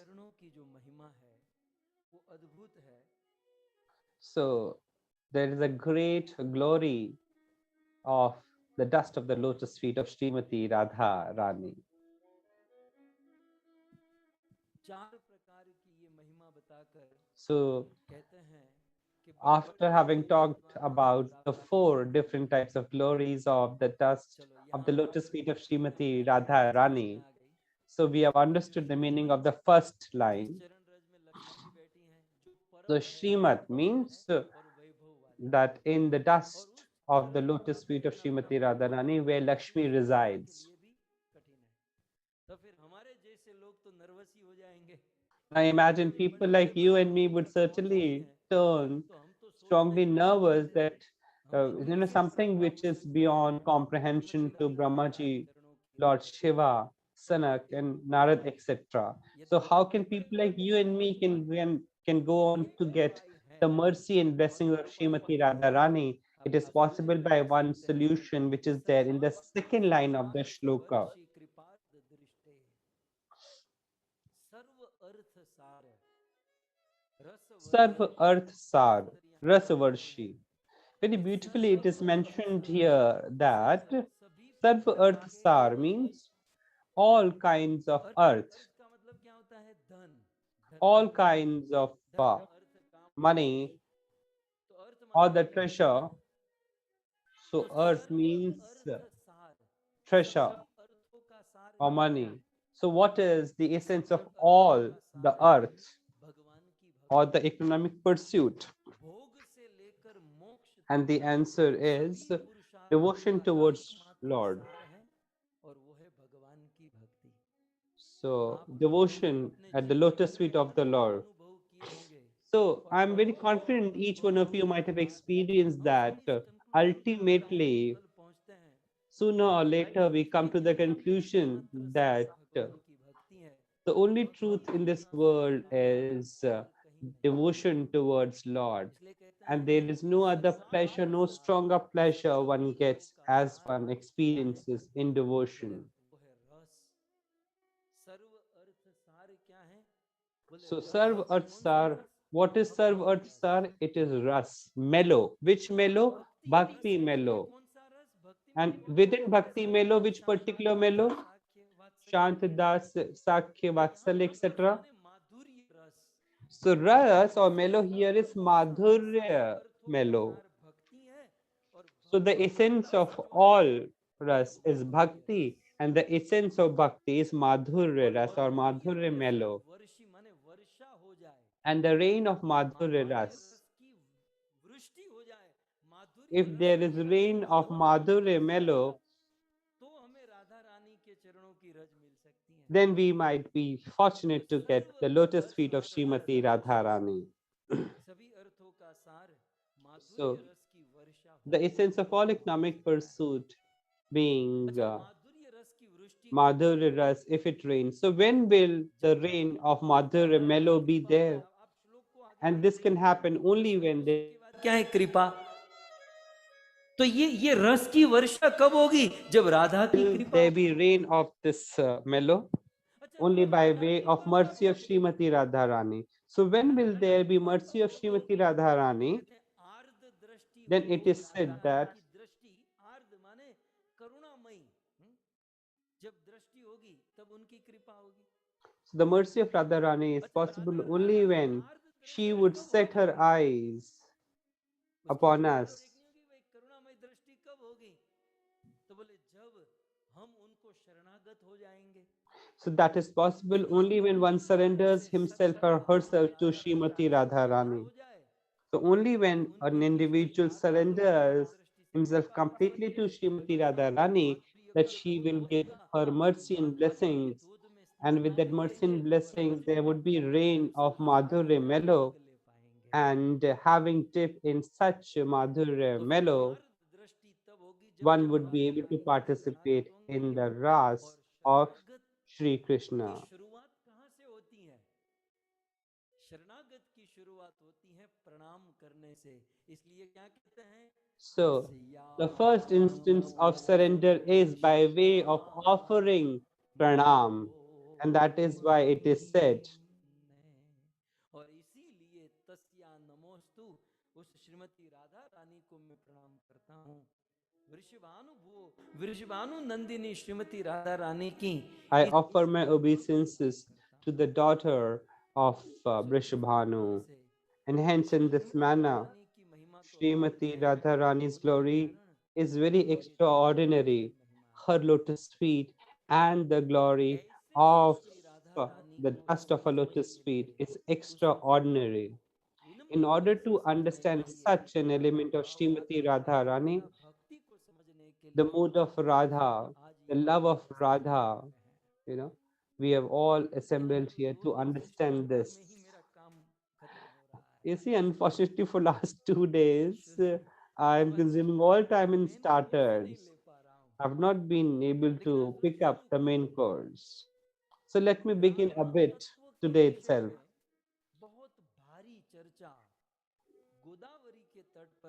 On the banks of river Godavari, Sri Chaitanya Mahaprabhu and Rai Ramananda is having a discussion on the element of Radha Rani. Sri Chaitanya Mahaprabhu, after taking sannyas, went to Jagannath Puri, and at Jagannath Puri, when he set himself afoot on the journey of South India, and when he went on to move towards South India, Sarvam Bhattacharya said that must you meet on the banks of Godavari Rai Ramanand. So Chaitanya Mahaprabhu met Rai Ramanand, and having met Rai Ramanand, Chaitanya Mahaprabhu said to Rai Ramanand, what is there on your screens?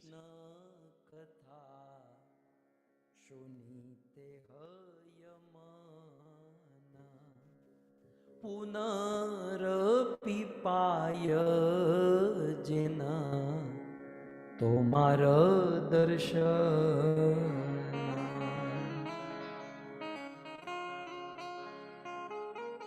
So, Chaitanya Mahaprabhu addressed Rai Ramanand.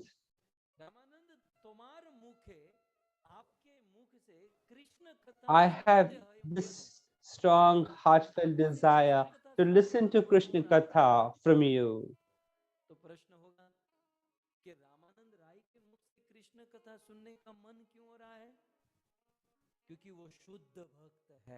So why is this desire coming to Chaitanya Mahaprabhu that he wants to listen to Sri Krishna Katha from Rai Ramanand? Because Rai Ramanand is a very holy and pure and pious devotee of Lord Krishna.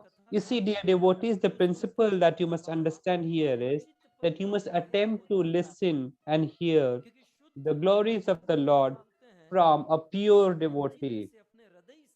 Because pure devotees, when they narrate the stories and pastimes of Lord, they say it right from their heart, and it strikes across the chord in the heart of the listener as well.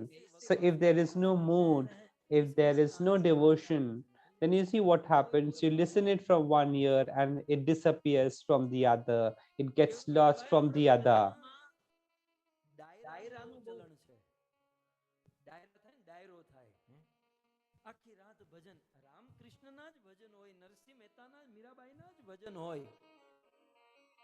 અને આખી રાત હજારો માણસો બેસી સાંભળે પણ છતાંય સવારમાં હતા એવા ને એવા. એનું કારણ એ જ કે ગાવા વાળો પોતે પવિત્ર નથી, गाने वाला शुद्ध नहीं है तो रात भर उसे सुनो, सुनने वाला भी शुद्ध नहीं हो सकता. आज चैतन्य महाप्रभु राय रामानंद को कहते हैं कि आपके मुख से कृष्ण कथा सुनने की इच्छा हो रही है. So today when Chaitanya Mahaprabhu says to Rai Ramanand that today I have this strong desire to listen to Krishna Katha from you. So who is Rai Ramanand? Rai Ramanand is none other than Vishakha Sakhi. So Vishakha Sakhi knows Lord Krishna and Radharani by element in true sense. Who other than Lalita and Vishakha Sakhi ji would know Lord Krishna and Srimati Radharani? So imagine Chaitanya Mahaprabhu is telling to Vishakha Sakhi that I want to listen from you the glories of stories of Srimati Radharani and Sri Krishna. Bhavanand राय के पुत्र के रूप में प्रकट हुए. भवानंद उसको चैतन्य महाप्रभु महाराज पांडु कह के बुलाते थे, ये पांडु है। Chaitanya Mahaprabhu used to call Bhavanand Rai as Pandu. Patnaik Bhavanand Rai had 5 sons: Gopinath Patnaik, Vadinaik Patnaik, Kalanidhi, Sunanidhi, and Ramanand Rai. तो ऐसे रामानंद राय के पास So Chaitanya such Mahaprabhu Ramanand Rai is Radha तत्व, being approached कृष्ण तत्व by Chaitanya Mahaprabhu to understand elements of Radha, elements of Krishna. समय है ना, Ramanand Rai बहुत लोग हैं said that, see, it is noon time, then there are many people. I would come at night and we would engage in katha and pastime, and there would be nobody else other than you and me. रात को चैतन्य महाप्रभु स्नान करके एकांत स्थान The में same day in the evening, Chaitanya Mahaprabhu having a holy dip, and Ramanand Rai also arrived. And what did they do when they approached each other? It is there on the screens before you. प्रभु केल आलिंगने दुई जन कृष्ण कथा कयसे स्थान। राय रामानंद अपने वचन के अनुसार आए So और as per his words, Rai Ramanand appeared and he offered his obeisances to Chaitanya Mahaprabhu. You see, it is the dharma of every devotee, every individual. Whenever you get to meet a devotee who is senior to you, you must offer your obeisances. See, by offering obeisances, you become eligible to get blessings. Ramanand Rai offered his obeisances to Chaitanya Mahaprabhu. See, the other element, the other aspect is that if somebody offers you obeisances, you also offer your obeisances if you're of the same level. But if he is younger to you, you should not let him to offer obeisances, rather pull him up and give a strong, tight hug. Chaitanya Mahaprabhu said, "Oh no, Ramananda, don't offer me obeisances. Your place is not at my feet, rather at my heart."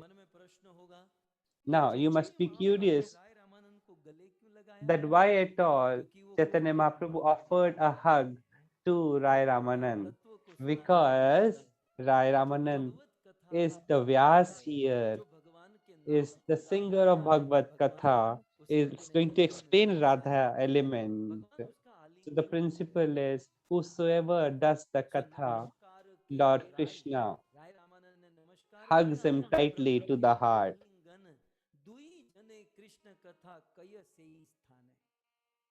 And after this, both Chaitanya Mahaprabhu and Rai Ramanand went on to engage in Krishna.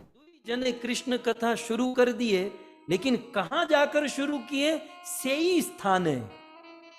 अब ये सेई स्थान पाठ भेद में, एक तो सेई स्थान का अर्थ है एकांत स्थान है।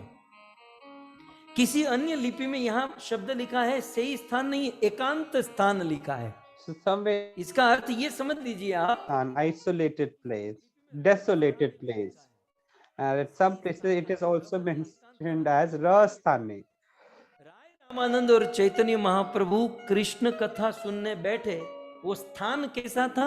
एकांत स्थान था। So where Rai Ramanand and Chaitanya Mahaprabhu were engaging in Krishna Katha was an isolated place. You see, for Bhagvat Katha, the place is very significant. The place should be silent, free of obstructions, free of disturbances. So Ekant Sthan can have 4 meanings.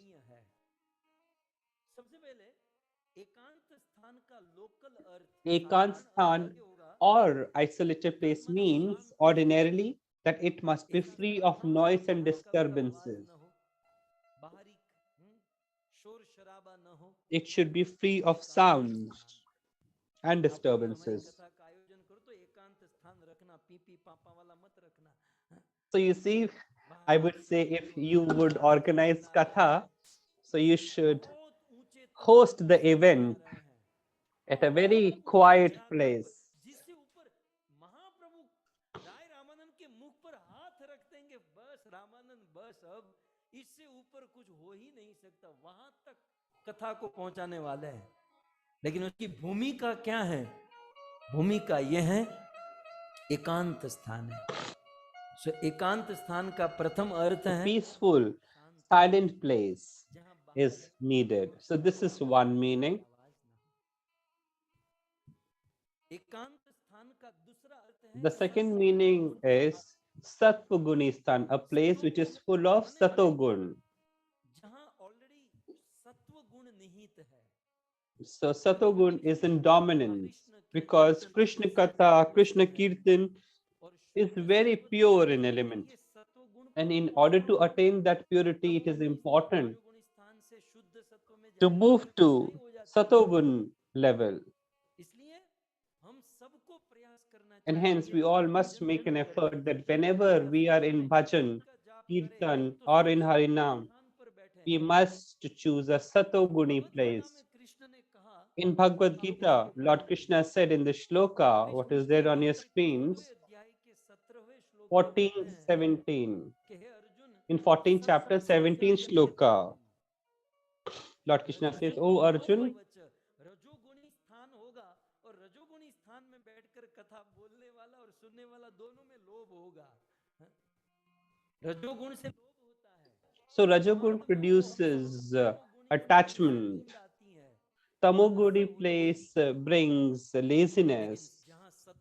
But Satoguni place. So Satoguni place.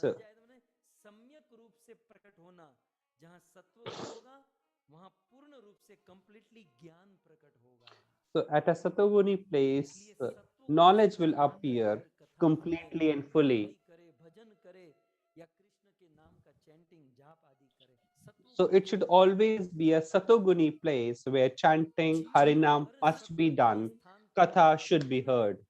तो कमाल क्या होगा? इसके बाद वाले श्लोक भगवत गीता 14वां अध्याय 18वें number के श्लोक में, in the 14th chapter, in the 18th shloka, Lord Krishna says that if you stay at a Satoguni place and engage in bhakti and devotion, then such a person makes his journey towards Vaikuntha. And the one who engages in occupying Rajoguni Sthan goes on to remain in this world. And the one who commits sins in Tamoguni place is denigrated to hells. ऊपर नीचे सब आप बस समझ जाओ इस श्लोकों को। तो कहते हैं दुई जने कृष्ण कथा कय सेई स्थान, माने एकांत स्थान के। So at a peaceful, lonely place, both Rai Ramanand and Chaitanya Mahaprabhu were engaged in Krishna Katha. So the third meaning of Ekant Sthan is engaging in bhajans in all separation. You see, I would suggest that you must also have the habit of engaging in bhajans all by yourself, all alone. For example, if you are stuck in a lockdown or in a jail or anywhere, so you must know the art of doing bhajans even when you are alone. In Garan Puran, we studied this shloka. What is the significance of staying all alone and all desolation and isolation? So who are considered most holy? It is the Brahmins. So Garan Puran says,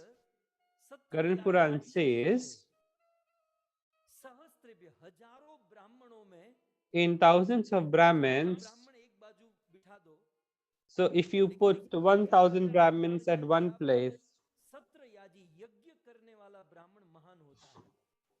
And if you compare it with a Brahmin who is engaged in yagna, so this Brahmin who is the Brahmin is considered superior.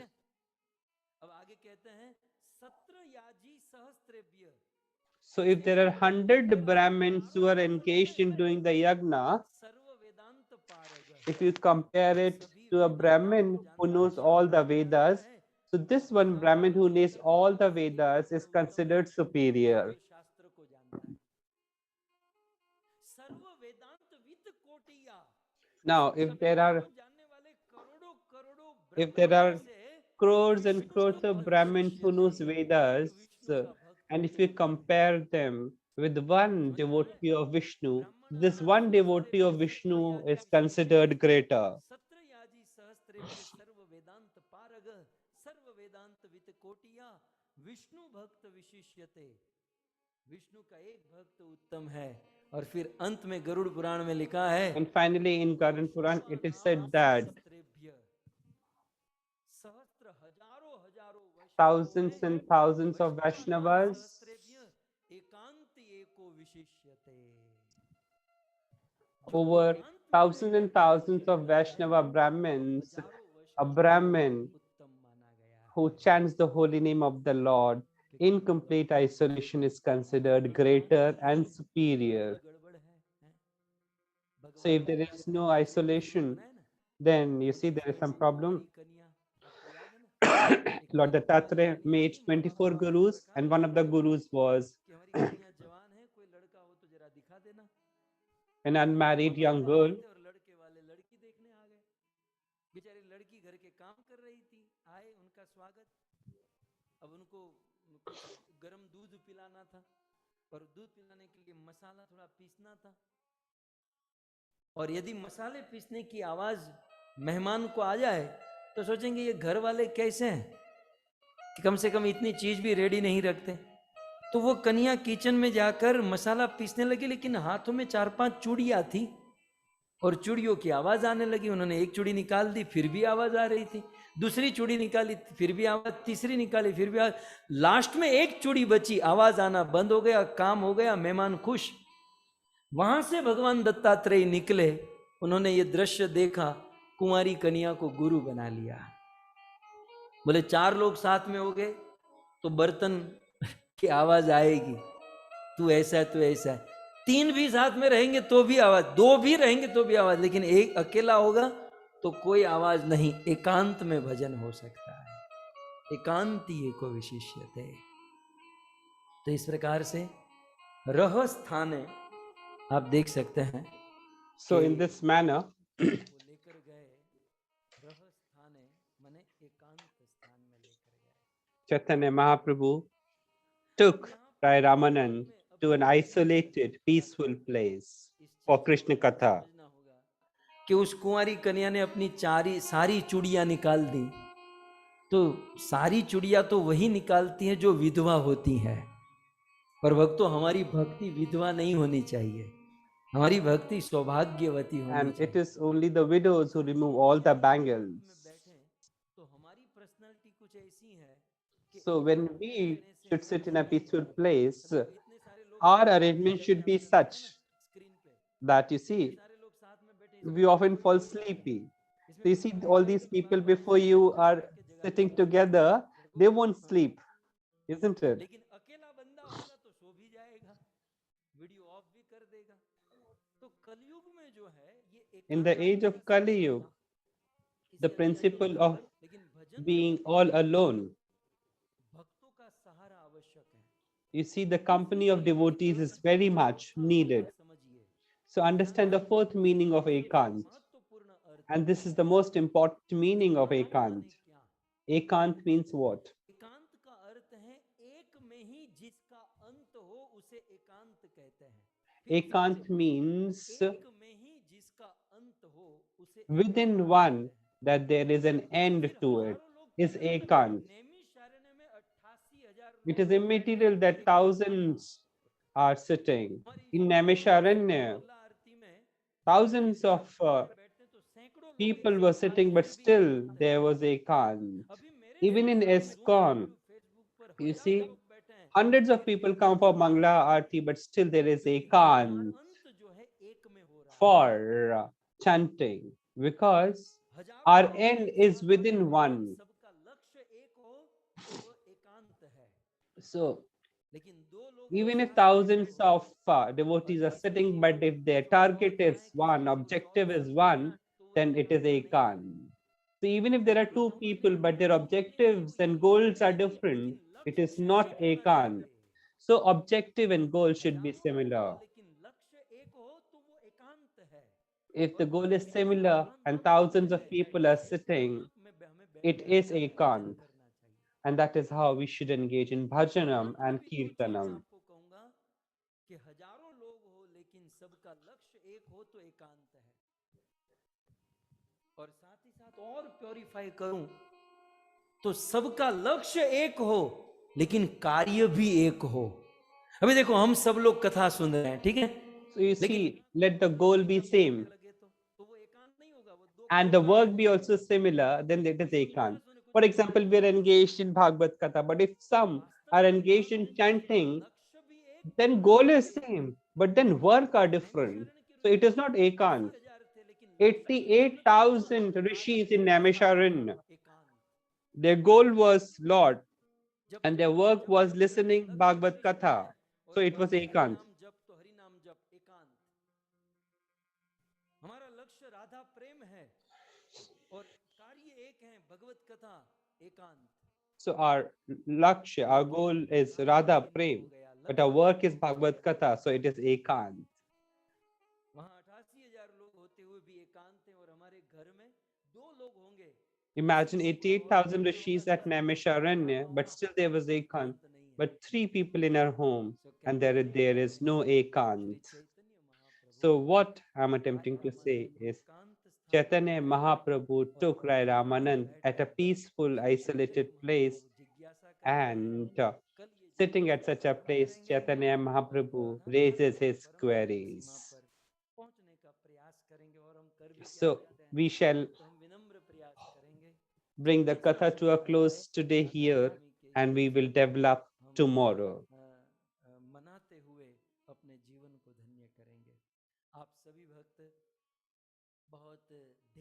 I extend my heartfelt thanks and gratitude to each one of you.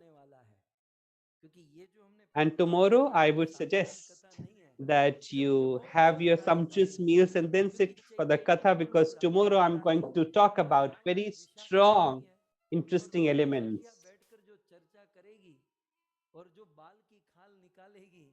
Because Rai Ramanand is Vishakha Sakhi and Chaitanya Mahaprabhu is Radharani and Krishna combined. So imagine, just imagine the kind of discussion they would be engaged in.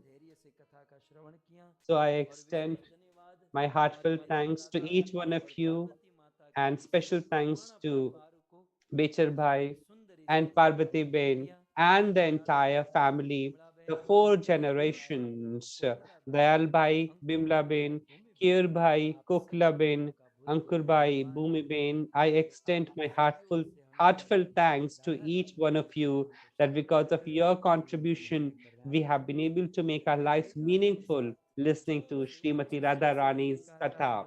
So with this, let us bring a close to today's Katha. Hare Krishna, Radhe Shyam.